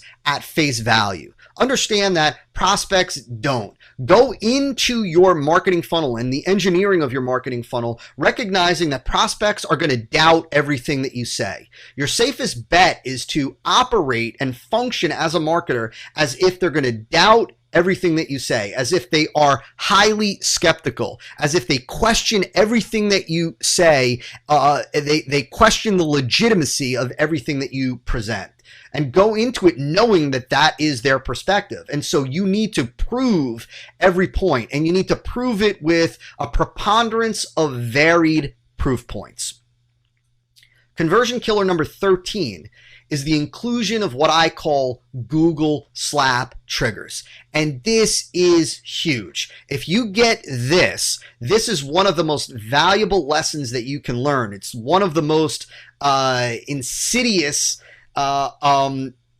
conversion killers that I've seen. And I see this on a common I see it commonly. It's a common conversion killer that I see on a routine basis, especially from new clients coming into the Marketing Funnel Automation Partnership Coaching Program with an existing funnel. I see this routinely from new consulting clients. And it's one of those things that when you take this out, when you remove all of the Google slap triggers, you will immediately see a bump in conversions. And so you're going to see this firsthand if you have a Google slap trigger in any one of your marketing funnels. And so what is a Google slap trigger? Well, a Google slap trigger is any kind of generic description of your product's delivery mechanism that allows prospects to search on Google or on any third-party site or just go elsewhere to search for more information. So if you describe your product or service, what your product or service does or how it does it, or the topic of your product or service,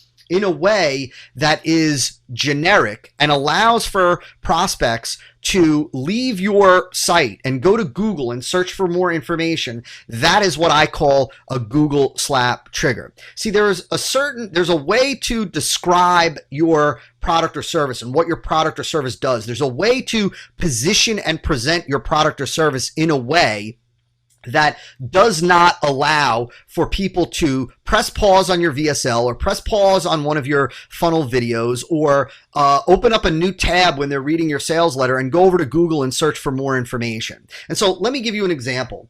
I've got a variety of clients that, of course, sell information products. And let's say one of the products, for example, is, let's say, is a course on how to use Google AdWords for cosmetic surgeons, right? And so that's not actually what one of my clients have, but just for example purposes, right? So they sell a course, an information product, a training course on how cosmetic surgeons can use the right way for cosmetic surgeons to use Google AdWords. And so when the marketer talks about, the right way to use Google AdWords for cosmetic surgeons, the right way to structure ads, the right way to increase your click-through rate on your Google ads, the right way to write your ad copy, the right way to put together a landing page so that it has a high quality score and it's congruent with the ad. All of those things, when it's presented like that, you're presenting your program, you're presenting your training, in this case, this example, this information product, in a generic fashion. And what that immediately does is it allows, let's say, cosmetic surgeons to say, press pause your video, go over to Google and search Google AdWords for cosmetic surgeons. Or it allows them to go to YouTube and search for Google AdWords click-through rate, Google AdWords ad writing, or Google AdWords landing page, Google AdWords quality score. See, any description of what it is that your product does, what it is that you are presenting, what it is that you are bringing to the marketplace, if it gives the prospect the opportunity to say, I can go get information about this elsewhere, or let me try to get information on YouTube. Let me see if I could get free information, right? Or if you educate prospects generically in a general way where, let's say, again, this Google AdWords example, now they can say, well, great, let me go and see if I can get enough free information to learn enough to try it out. And if I can't, then I'll go back and invest in your course potentially. right? And so that is a Google slap trigger. And the way you prevent the Google slap trigger, is by presenting your solution, by presenting what it is that you are teaching, giving in your package, in your product, in your service as a proprietary system, as a proprietary methodology, as a unique methodology, as a unique process, as a unique framework, as a specific framework, a specific process, a process or system or methodology or framework that has a name that's unique. When you do that, you eliminate the ability for them to go and learn more about that unique proprietary system from Google, because they won't find anything in Google. They won't find anything on YouTube. They won't find a book on Amazon about your proprietary XYZ system. Sure, they can go to Amazon and find a book on how to do Google AdWords or how to do Facebook advertising or how to do Facebook marketing, but they cannot find a book. They cannot find a YouTube video unless you've posted it about your specific methodology, your specific framework, your specific system, the system that you've named, that you've given a proprietary name to. See, that's marketing. That system might be it might consist of a series of steps, of a series of tasks, of a series of actions that are presented in a variety of different trainings, in a variety of different books, in a variety of different videos, in a variety of different blogs. But marketing is about presenting your packages, packaging it in a unique way so that it is perceived as proprietary, as unique, as something that they cannot get elsewhere.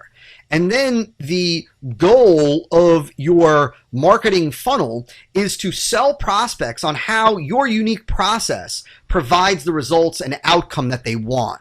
It's not selling them on how they can reap the rewards simply by understanding, Google AdWords.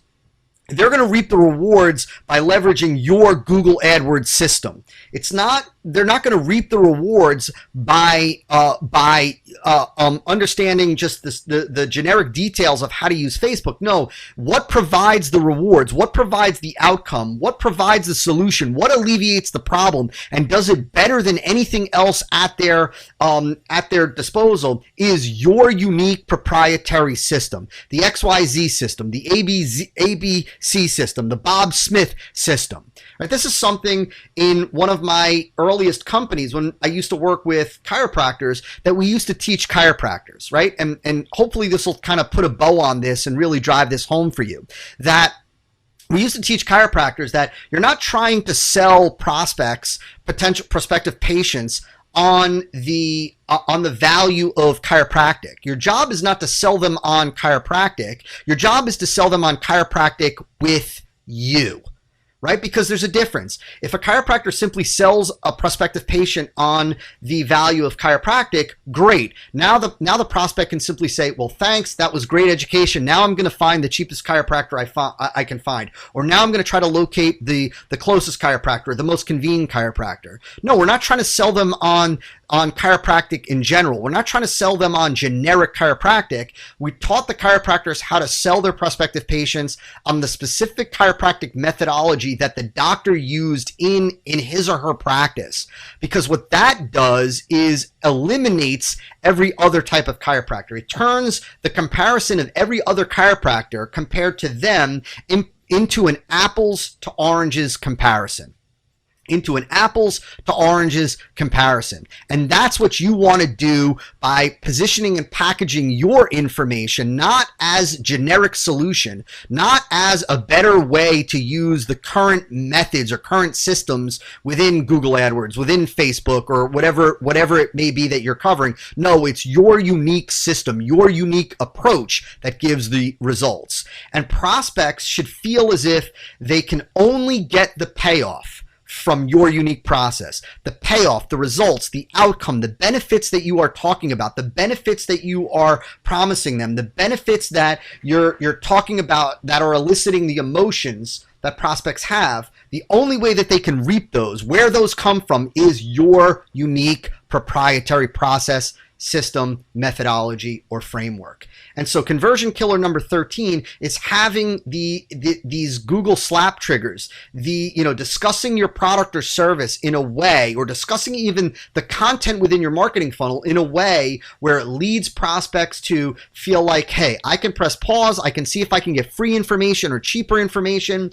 elsewhere, right? It's instead of them saying, well, yeah, I'm going to buy this $197 course or this $2,000 coaching program, when they can, in their mind, they believe they can go get that same information elsewhere. And the way you prevent that is by packaging your product or service in a way where they can't go and get more information about it on Google or anywhere else unless you've disseminated that information. And in that case, it brings them back to you. And so that's conversion killer number 13.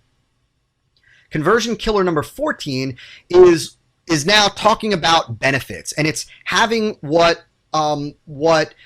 is called non-dimensionalized benefits. And let me give credit where credit's due. Again, I first learned this from Clayton Makepeace. Had the opportunity to work with Clayton when I was running the marketing with Rich Sheffrin at Strategic Profits. And non-dimensionalized benefits is really, this is very, very common. And see, because most marketers stop with just presenting the functional benefits. See, new marketers, they might struggle with the difference between a feature and a benefit. They don't understand the difference between a feature and a benefit, or maybe they understand intellectually on a superficial level the difference between a feature and a benefit, but they don't really know how to adequately communicate or consistently touch on the benefits.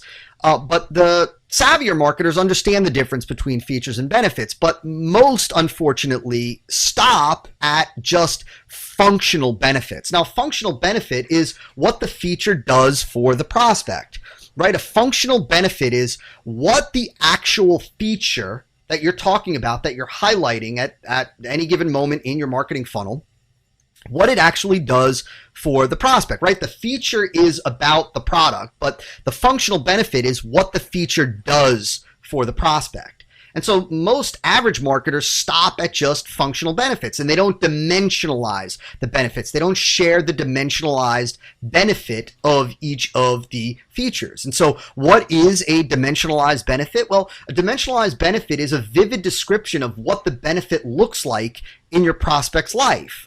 What does it actually look like in the prospect's life, right? It's painting this picture of what that benefit looks like, right? And so, it's one thing to say that that it's, that the cushion, let's take a mechanical pencil, and the mechanical pencil, one of the features is that it has a little cushion that you hold, right? And that's the feature. Well, the functional benefit of that cushion is that it softens the grip, and it makes the pencil easier to hold. Well, a vivid description of what that benefit actually looks like in the life of your prospect, if let's say you're talking to writers, might be this description of how they don't get cramps anymore in their hand, in their fingers, and they are able to write for longer periods of time. They're able to stay within their creative zone longer and put out better written word, better prose, whatever it is that they are writers for, right? And so you're painting this vivid description of what that actual functional benefit looks like played out in the life of your prospect. And you do this, you communicate these dimensionalized benefits by walking the prospect through the experience of what his or her life will be like once they use the product. What does it actually look like? What does that experience look like? What does that real world hands-on experience look like? What does it feel like? How does it manifest itself in the life of the prospect, and painting that picture, right? And so your product, when you do this, your product should be viewed by the prospect as the fulfillment of the prospect's dominant desire, right? And so the dimensionalized benefit, when you convey that vivid description of what the benefit actually looks like in the prospect's life, right? What their experience is now that they are using the product, they have the product with this feature, they are reaping the functional benefits of it, right? What does that actually look like? And what it looks like should be viewed to the prospect as the fulfillment of their dominant desire as it relates to that feature. What is their dominant desire as it relates to that feature, right? And so that is ultimately a dimensionalized benefit. And again, to kind of say it differently, how you communicate it is you demonstrate. You don't tell. Salesmanship, marketing is really you show. Showing, don't tell, right? Telling doesn't sell. Showing is what sells. And so you demonstrate the transformation of situation for the prospect, including the ownership experience. What does that transformation of situation look like now in the prospect's life? In other words, how does that functional benefit actually change the prospect's situation, the prospect's experience? What does it look like? And so let me give you an actual example of a dimensionalized benefit. Let's go back to our fat burner. And so let's say we've got this fictional product, the amazing, miraculous fat burner. That's the name of the product. And let's say that we have this feature. One of the features of the product is that it contains this made-up Zagnut rainforest bark. Well, the functional benefit of the Zagnut rainforest bark is that it prevents the absorption of fat in your small intestines, right? In your small intestine. So the product, the feature, the Zagnut rainforest bark, the functional benefit is that it prevents the absorption of fat in your small intestine. And so the dimensionalized benefit might look something like this, that you can enjoy eating pizza, fried chicken, French fries, donuts, and more, all guilt-free, knowing all the fat is getting flushed out of your body without 1 calorie being absorbed.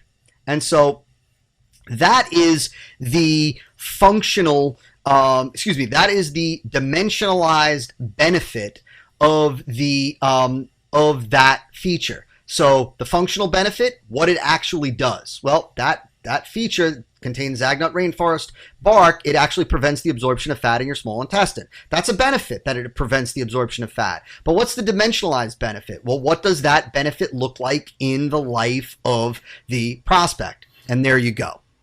So conversion killer number 14 is not dimensionalizing each of your product or services features, not demonstrating the dimensionalized benefit. So conversion killer number 15 is non-emotionalized benefits, not emotionalizing the each of the benefits. And so an emotionalized benefit is how the benefit makes the prospect feel. So we talked about, the functional benefits is what the actual feature does for the prospect, and the dimensional, right? That's the functional benefit. The dimensionalized benefit is like this, painting this picture of what that, how that benefit actually impacts the life of the experience of the prospect. And now an emotionalized benefit is how the benefit makes the prospect feel. And remember, we already talked about emotions and feelings are the drivers of decision. Right? Emotions and feelings. And so the emotionalized benefit is what I refer to with coaching clients is getting to the benefit of the benefit. It's often a very common exercise that I'll go through when critiquing an email sequence for a client, or a VSL for a client, or even on a consult or Q&A call with coaching clients. Getting to the benefit of the benefit. Always asking the question of what's the benefit of that? What's the benefit of that? And making sure that we're going from functional to dimensionalized to emotionalized, to emotionalizing the benefits. And so, as I said earlier, your marketing funnel message must transfer emotion to the prospect, and must lead prospects from their starting emotional state, that dominant resident emotion coming in, to the emotional state, and that should be associated with problem resolution, right? It's leading your prospects from this starting emotional state all the way through to the positive emotional state. And we do that so that you can kind of see this global view of how this works by starting with their current, their dominant resident emotion, their dominant emotional state coming into the sequence, into the funnel, agitating that, right, and stirring up those emotions that are associated with that, leading them through your content, leading them into the presentation of your product or service with each of the features, each of the functional benefits, each of the dimensionalized benefits, and each of the emotionalized benefits, for each of your features. And so let me give you an example of emotionalized benefits. So let's go back to our product, the amazing miraculous fat burner. The feature that we're talking about right now is that Zagnut rainforest bark. The functional benefit that we already covered is it prevents the absorption of fat in your small intestines. The dimensionalized benefit, what it looks like in the real world, is that you can eat pizza, fried chicken, French fries, donuts, and more, while all the fat and calories gets flushed out of your body. And an example of an emotionalized benefit is that you'll never feel guilty again while enjoying your favorite fatty foods, knowing with confidence that your body isn't absorbing any of those bad calories, right? And so we've got the emotion and the feelings of feeling guilty, and knowing and feeling confident that your body is losing weight, that your body is not absorbing fat. And so that's conversion killer number 15. Conversion killer number 15 is not emotionalizing your benefits and simply stopping at the functional benefit and or the dimensionalized benefit and not emotionalizing the benefits, missing that opportunity to convey and stir up the emotions that your prospects ultimately want to, the emotions associated with the outcome that your prospects want. Conversion killer 16 is what I refer to as mistaken prospect languaging. And really, this is actually really simple. This is one of the simplest conversion killers to fix. Mistaken prospect languaging is really nothing more than when you use incorrect verbiage or jargon. Verbiage or words or phrases that are really inaccurate within the vernacular of your marketplace. And so a simple example of this is if you are speaking to doctors, for example, and instead of referring to patients as patients, you refer to them as clients. Right? That is an example of incorrect verbiage or incorrect jargon. And so your language, the verbiage, the jargon, the language, the words, the phrases that you use must not only convey understanding and empathy, and we talked about that earlier on in the training, but your language must also demonstrate that you have insider knowledge. Insider meaning you're a member of the club, you're a member of the market, that you understand the market, that you're part of the market, that you get the market. Because using incorrect verbiage or incorrect jargon or incorrect phraseology or incorrect wording immediately kills your credibility. It immediately conveys to the marketplace that you are not one of us. You don't really know what you're talking about because you're using the wrong phrase, the wrong jargon, the wrong verbiage, the wrong language. And most markets, especially most professional markets, they have that insider jargon. They have insider verbiage. And so you want to, first and foremost, make sure that you know what that verbiage is, that you know what that jargon is, you know the terms that they use.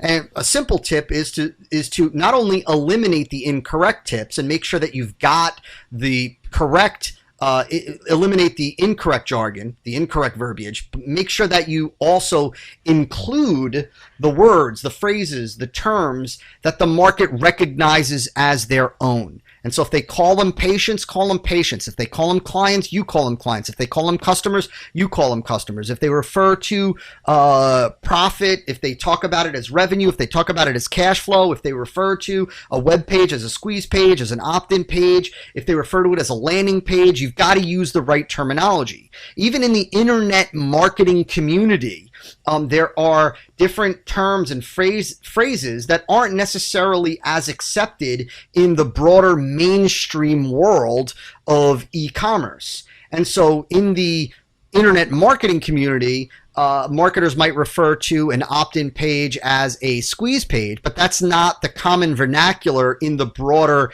e-commerce world. And so to go and give a presentation, to go and craft a marketing funnel, a VSL to the broader e-commerce space and refer to it as a squeeze page immediately raises a red flag and immediately conveys that you are an outsider. You are not part of the community because you're not using the right language. And so again, strive to use the words, the phrases, the terms, the expressions that the market recognizes immediately, instantly as their own.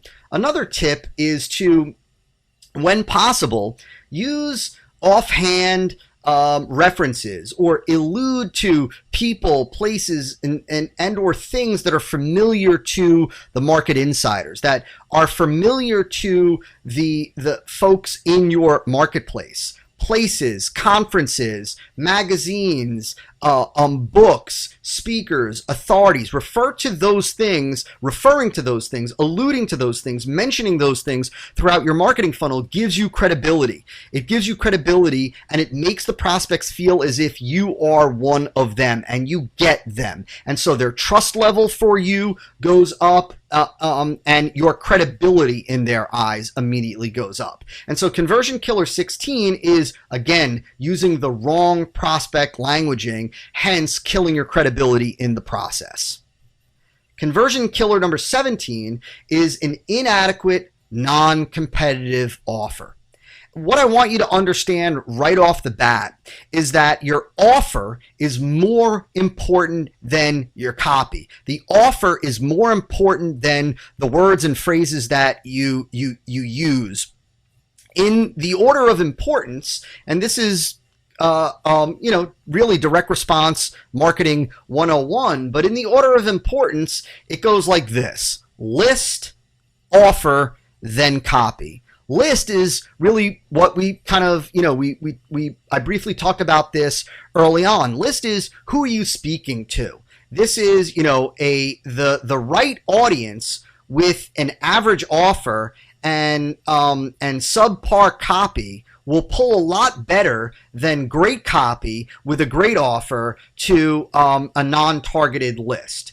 And so the most important component of every direct response campaign, every direct response marketing funnel, which is what we're talking about here, the first priority is that you have the right people in front of you. And so I talked early on about the value of your lead magnet, qualifying your visitors, generating the right leads, framing the content, and framing the mindset, so to speak, the perspective that prospects have when coming into your funnel. And so assuming that you've got the right people out in front of you, that you're communicating with the right people, the next most important element is the offer.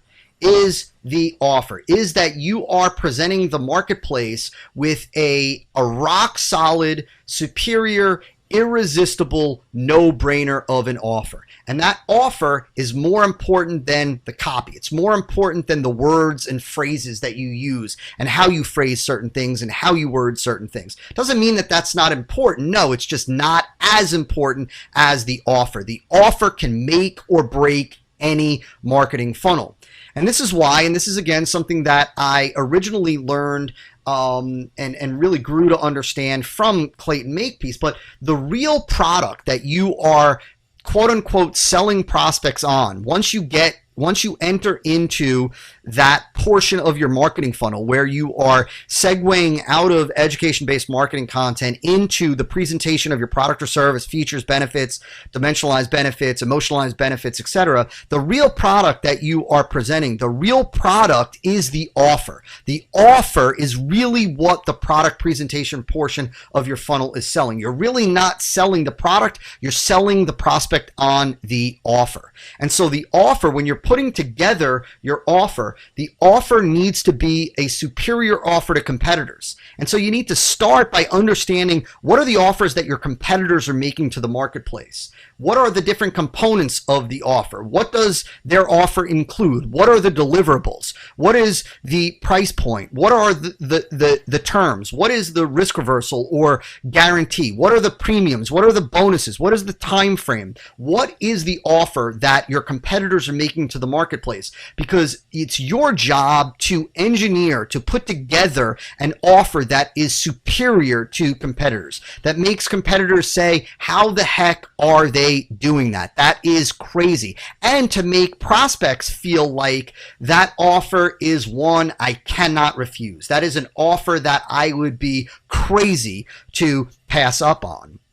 The offer should give the prospect the perception that they are getting incredible value, right? That there is this super high perceived value far in excess of the price, that what they are getting is worth far more than the investment required to get it, that what they have to give in order to get the product, in order to take advantage of the offer, that what they have to give is far, far less, is worth far, far less to them than the value that they're getting in return for your product, right? To take advantage of the offer. And so one of your jobs as a direct response marketer in crafting and engineering a high converting marketing funnel is to sweeten the offer as much as possible, to make the offer as great, as phenomenal, as compelling, as irresistible as possible. And you do that by giving phenomenal, first of all, phenomenal value, lopsided value return,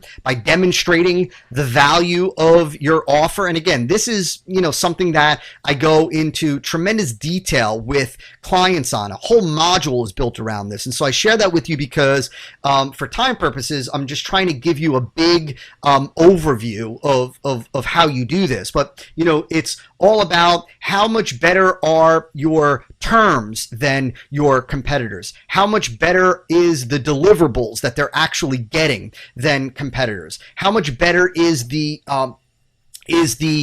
premiums and the value of the premiums, and how much more powerful and how much bolder is the risk reversal or guarantee that you are making? Because it's your job to sweeten the offer as much as humanly possible. And again, I mentioned the idea of risk reversal guarantee. One of the ways that you really sweeten the offer is to use the biggest, baddest, boldest risk reversal guarantee that you possibly can, right? And here is where you've got to, you've got to understand that a lot of marketers are timid when it comes to the use of a risk reversal or guarantee. They really use the kind of the weakest guarantee possible for fear of refunds. Well, the reality is, yes, with a big, bold risk reversal or guarantee component of your offer, sure, you will no doubt see an increase in refunds. But mark my words, with an insane offer that delivers a phenomenal product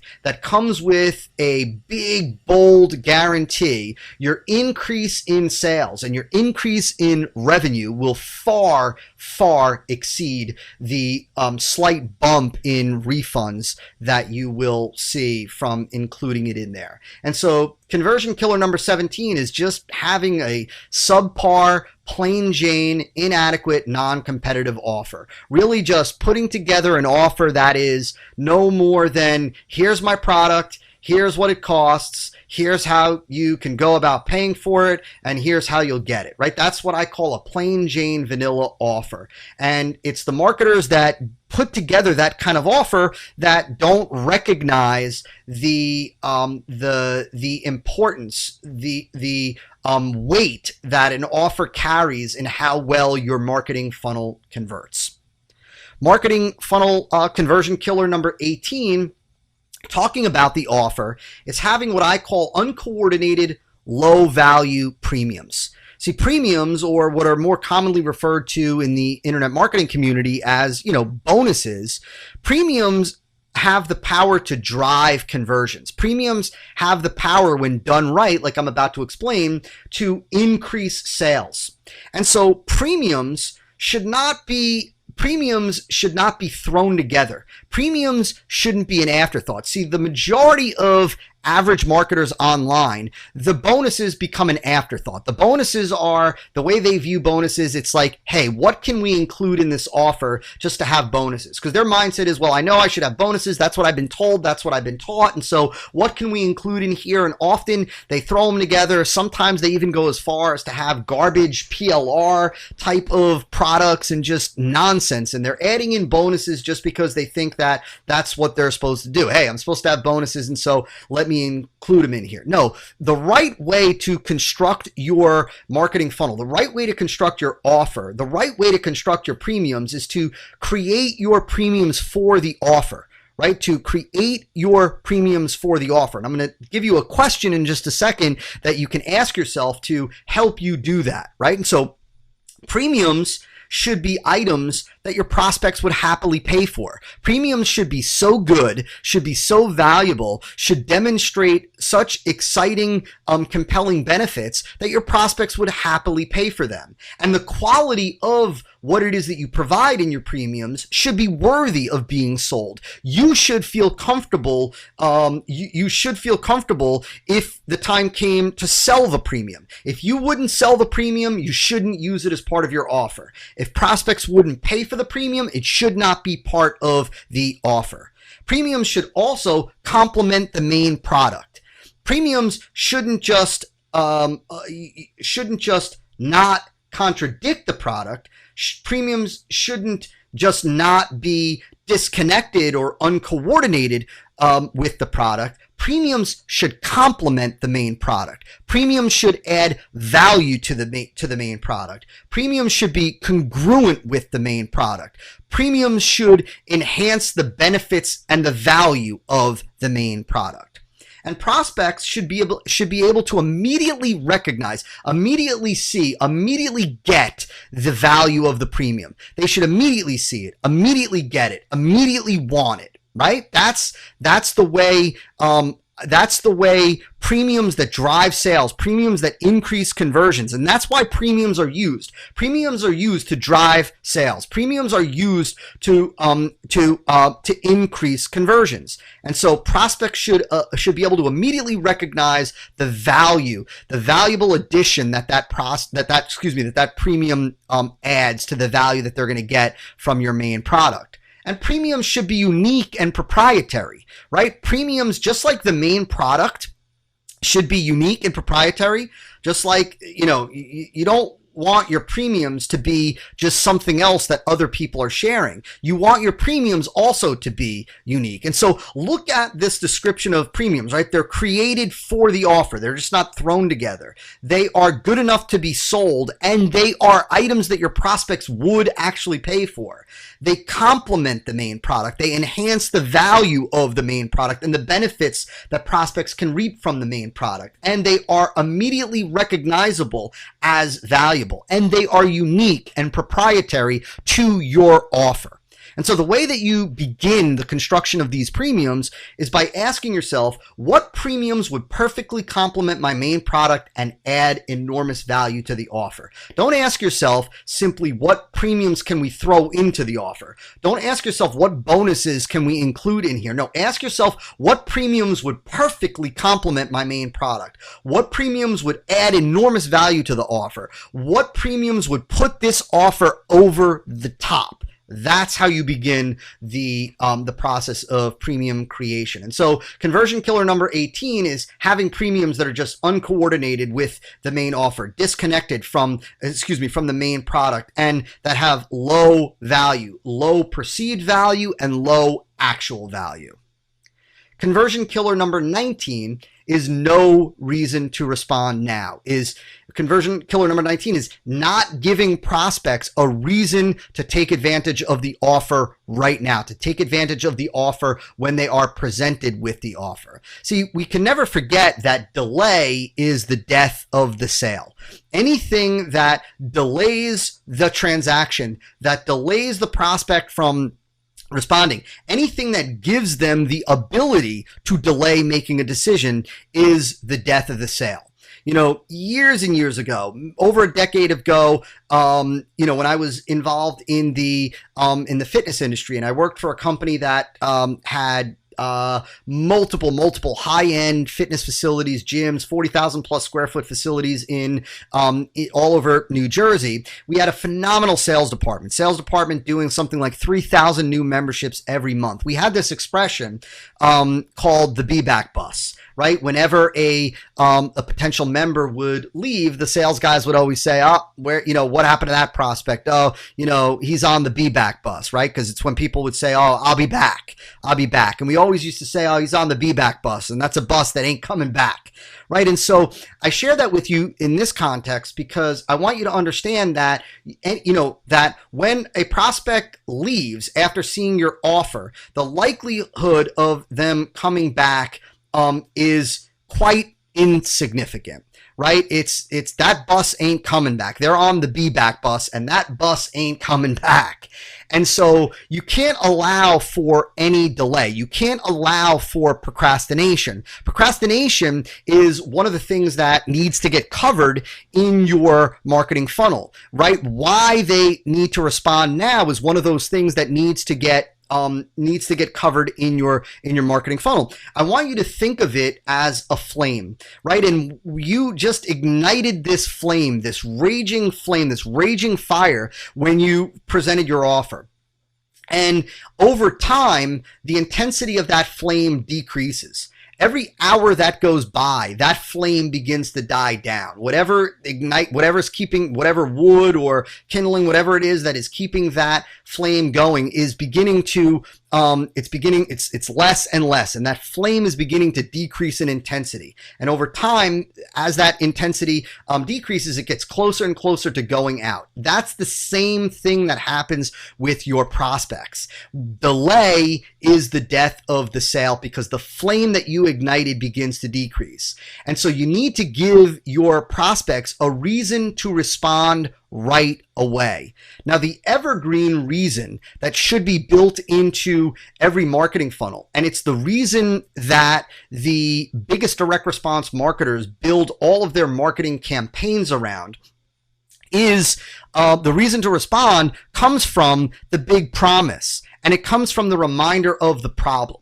Right? Often, if you look at some of the biggest direct response marketing companies like, let's say, Agora, where they're marketing financial newsletters and alternative health newsletters, they're not relying on some bogus deadline or some bogus scarcity play in their marketing to give a reason to respond now. No, the reason to respond now is that they work prospects up into an emotional frenzy about the promise, about the reward, about the payoff. And they work prospects up into an emotional frenzy as it relates to the problem and the detrimental ramifications, the functional and emotional ramifications of not solving that problem. And they bring prospects to the point where they desperately want that problem eliminated. They want it eliminated immediately, and they want to reap the rewards of the big promise as soon as humanly possible.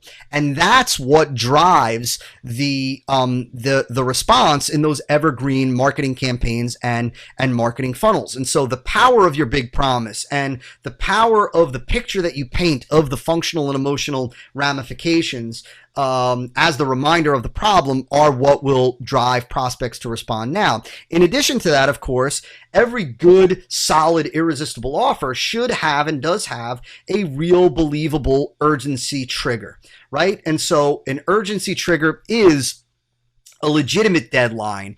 Could be a limited supply, could be a coming price increase, or could be an evaporating discount. The use of a real, believable urgency trigger is an incredibly powerful tool to add into every offer on top of the big promise and the reminder of the ramifications of the problem if it's not solved. And so Conversion Killer 19 is simply not giving a reason to respond now, or not giving a strong enough reason to respond now.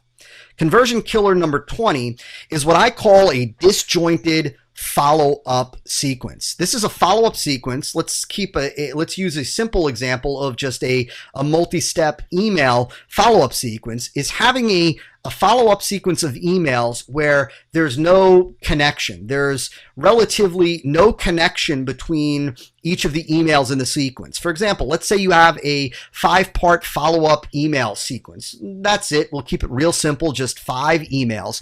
Well, a disjointed follow-up sequence is where email 1, I should really say email 2, is in no way connected or linked to email 1.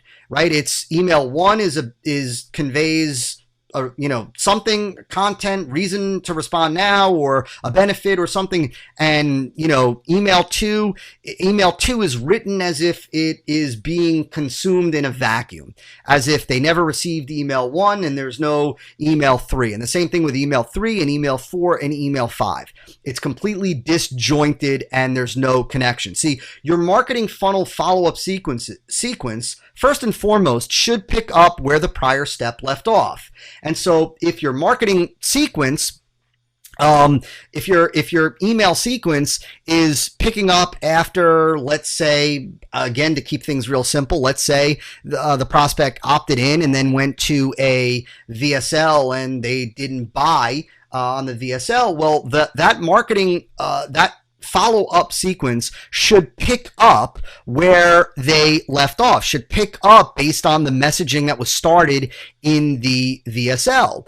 And you want your follow-up to be sequenced, right? You want to think about your follow-up messages as a sequence instead of individual messages in a vacuum. The follow-up sequence is that. It's a sequence. It's a sequence of messages that should be tied to each other. I like to say that your email follow-up messages should be chained. They are linked to each other. Email 1 should lead into email 2, from email 2 into email 3, right? And email 2 is linked to email 1 and ultimately linked to email 3. And email 3 is tied back to and linked to email 2 and linked to email 4 and so on. It's a sequence. They're not individual, disconnected, disjointed messages. They are a sequence of messages that continue to deliver an overriding theme, an overriding idea, an overriding story, an overriding message. Now, a little tip for you is what are called nested open loops. Open loops, or really nested open loops, are the secret to follow-up engagement, are the secret to keeping engagement throughout the whole follow-up sequence within your marketing funnel. Now, open loops are ideas that you open up, that you bring out in the follow-up sequence in your marketing, and nested open loops, or open loops in general, have enormous power even in your EBM content.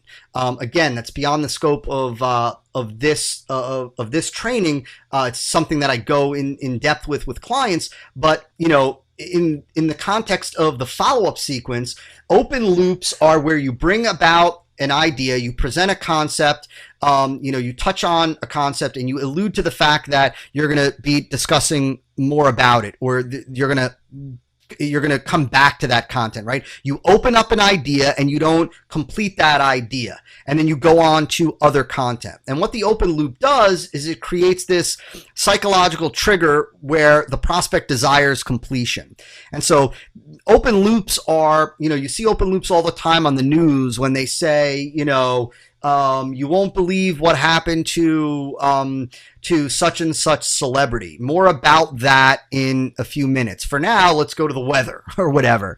And so they opened up a loop, and so now they created this enormous desire for prospects, for viewers to get completion on that story, to find out, well, what did happen to this celebrity, or if they say, new report shows common food item being sold in stores could potentially be poisoning, children. More about that, in 10 minutes or whatever, right? Well, now you want to know, what is the food? Right, and so you stick around, you remain engaged in the news program to find out. Well, nested loops are when you are constantly opening a new loop before a prior loop is closed. And so you open a loop, you go on to different content, you open up another loop, and then you close the original loop. And so you're always maintaining an open loop. There's always a reason to stick around because there's always an incomplete idea floating out there that the prospect wants closure on, that the prospect wants resolved in their mind. And so nested open loops are the secret to creating massive engagement with your follow-up. Now, an ideal email sequence should not only be chained, but it should be story based, with the protagonist, the lead character of the story, their experience that you're communicating. You're taking this main story that your whole funnel is built on, and you're continuing to convey that experience through the follow-up sequence. You could be elaborating on more of the story or sharing more of the story than what you share in the main funnel elements. Let's say if you've got multiple videos in there, but you are sharing an experience, story-based, and that experience resonates with prospects. That experience involves, and we talked about this earlier, that experience involves where the prospect is at right now and where they want to go to. And so you're showing how the lead character in your story, the main character of your story, went through that experience, the same experience that prospects want to go through, the transformation that prospects want to go through. And that lead character ends up in that place where the prospects also want to end up. Now, a recommended resource for you if you want to really learn how to do this, and it's arguably probably the best training on this type of email copywriting is autoresponder magic, and so autoresponder magic from Andre Chaperon is my recommended resource. And so conversion killer number 20 is having that disjointed follow-up sequencing. Conversion killer number 21 is when your marketing funnel lacks non-responder follow-up. And so non-responder follow-up is follow-up for the prospects that are not actively engaged in the content. Right? And so you might have prospects in your marketing funnel that are actively engaging with your content. They're clicking on the links in your email. They're watching videos. They're downloading your PDFs, whatever it may be, whatever components are make up your marketing funnel, and they're engaged with those. But then you've got non-responders. You've got individuals that maybe didn't click to go watch video number 1 or didn't click to go watch video 2 of your marketing funnel. Well, non-responders should be communicated with should not be communicated with, the same way as engaged responders. Not only should non-responders not be communicated with the same, they shouldn't be communicated with in the same time frame. And that means that you should be moving non-responders through your marketing funnel differently than you are in a different timing then you are moving engaged people. People that are actively engaged with your content, consuming your videos, they should be moved through your funnel based on their engagement. They consume video 1, tomorrow they should get video 2. If they consume video 2, the next day they should get video 3, and so on. Non-responders should not be moved in that same time frame. Non-responders should not be moved through the funnel the same way engaged responders are being moved through the funnel. And so a lack of engagement with your marketing funnel content should trigger a separate sequence and messaging, right? And this is that whole idea of, MEPs, of multiple engagement paths and sequences. This is what I teach, this whole idea of having a dynamic funnel sequencing. Dynamic meaning that the messaging is dictated by the behavior and the actions of prospects. Prospects that don't respond get different messages than prospects who do respond. And so technology today, with something like Infusionsoft, or from what I understand, even something like Office Autopilot, and even Aweber with something like AW Pro Tools, allows you to have these dynamic funnels or dynamic sequences within funnels based on prospect behavior. And so you've got to recognize that lacking that non-responder follow-up is a conversion killer. Communicating with non-responders the same way you communicate with engaged responders hurts your conversions because it doesn't bump up. It doesn't transform a percentage of those non-responders into engaged responders, into engaged prospects. As well, I could really add on here, and this is really not so much a marketing funnel issue as much as it is just an overall conversion issue in general with your marketing, but we could also say that not following up with non-responders and unopens in your email broadcasts is also a general conversion killer, right? If you send out an email broadcast to 10,000 people, let's say you have a list of 10,000 people on your email list, and you send out an email, and let's say, well, hypothetically, just for simple mathematical purposes, 5,000 of those 10,000 people don't open the email. Well, you are hurting your conversion rate, or you're sacrificing conversions by not sending out another communication to those non-responders, those unopens the next day. Often what we do for emails that we send out via the marketing funnel automation brand, and even my other companies, is we will continue over several days to segment out the unopens. And so if we send out an email that, let's say, goes out to 100,000 people, let's say, and let's say for argument's sake, there are 50,000 unopens, and often, when we send out an email, there's going to be a heck of a lot more unopens than just 50,000 out of a 100,000 person list. But let's say for simple mathematical purposes, there's 50,000 that didn't open. Out of the 50,000 that did open, only 25,000 click the link. So now we've got really 3 different categories of prospects as it relates to this particular broadcast promotion. That is, we've got people that click the link, and we could even segment it out even more. Let's say you were sending people to an offer for something. So we sent out 100,000, 50,000 didn't open, 50,000 did open. Out of the 50,000, 25,000 clicked. And out of the 25,000, let's say 12,000, just for, again, simple mathematical purposes, bought. So now we've got customers. We've got people that clicked the link, went to the offer and didn't buy. And then we've got people that received the email, opened the email and didn't click. And then we've got people that just didn't open the email. Well, the next day, we're going to send out a certain type of communication to the 50,000 who didn't open. We're going to send out a different communication to the 25,000 that did open but didn't click. We're going to send out a different communication to the 25,000 to the people that clicked but didn't buy. And so that is an example of non-responder follow-up, right? We're segmenting out the individuals based on their actions, and we are communicating with them accordingly. And so with that being said, let's get to our final conversion killer, and it has to do with broadcasting emails. And this is conversion killer number 22. And conversion killer number 22 is mucking up your marketing funnel messaging with mixed communications by broadcasting emails to people that are in your funnel. And so let me say that again. Conversion killer number 22 is introducing noise into your marketing funnel by sending your broadcast emails that you do to people that are actively in your funnel, that are inside your funnel at some point receiving the funnel communications. You see, it's the identical prospect experience and messaging within inside your marketing funnel that makes a marketing funnel perform reliably and consistently, right? What allows the marketing funnel to give you consistent and predictable results is when prospects have an identical experience, right? That's the only way that we can have predictability. It's the only way that we can have reliability with our results, with our metrics, when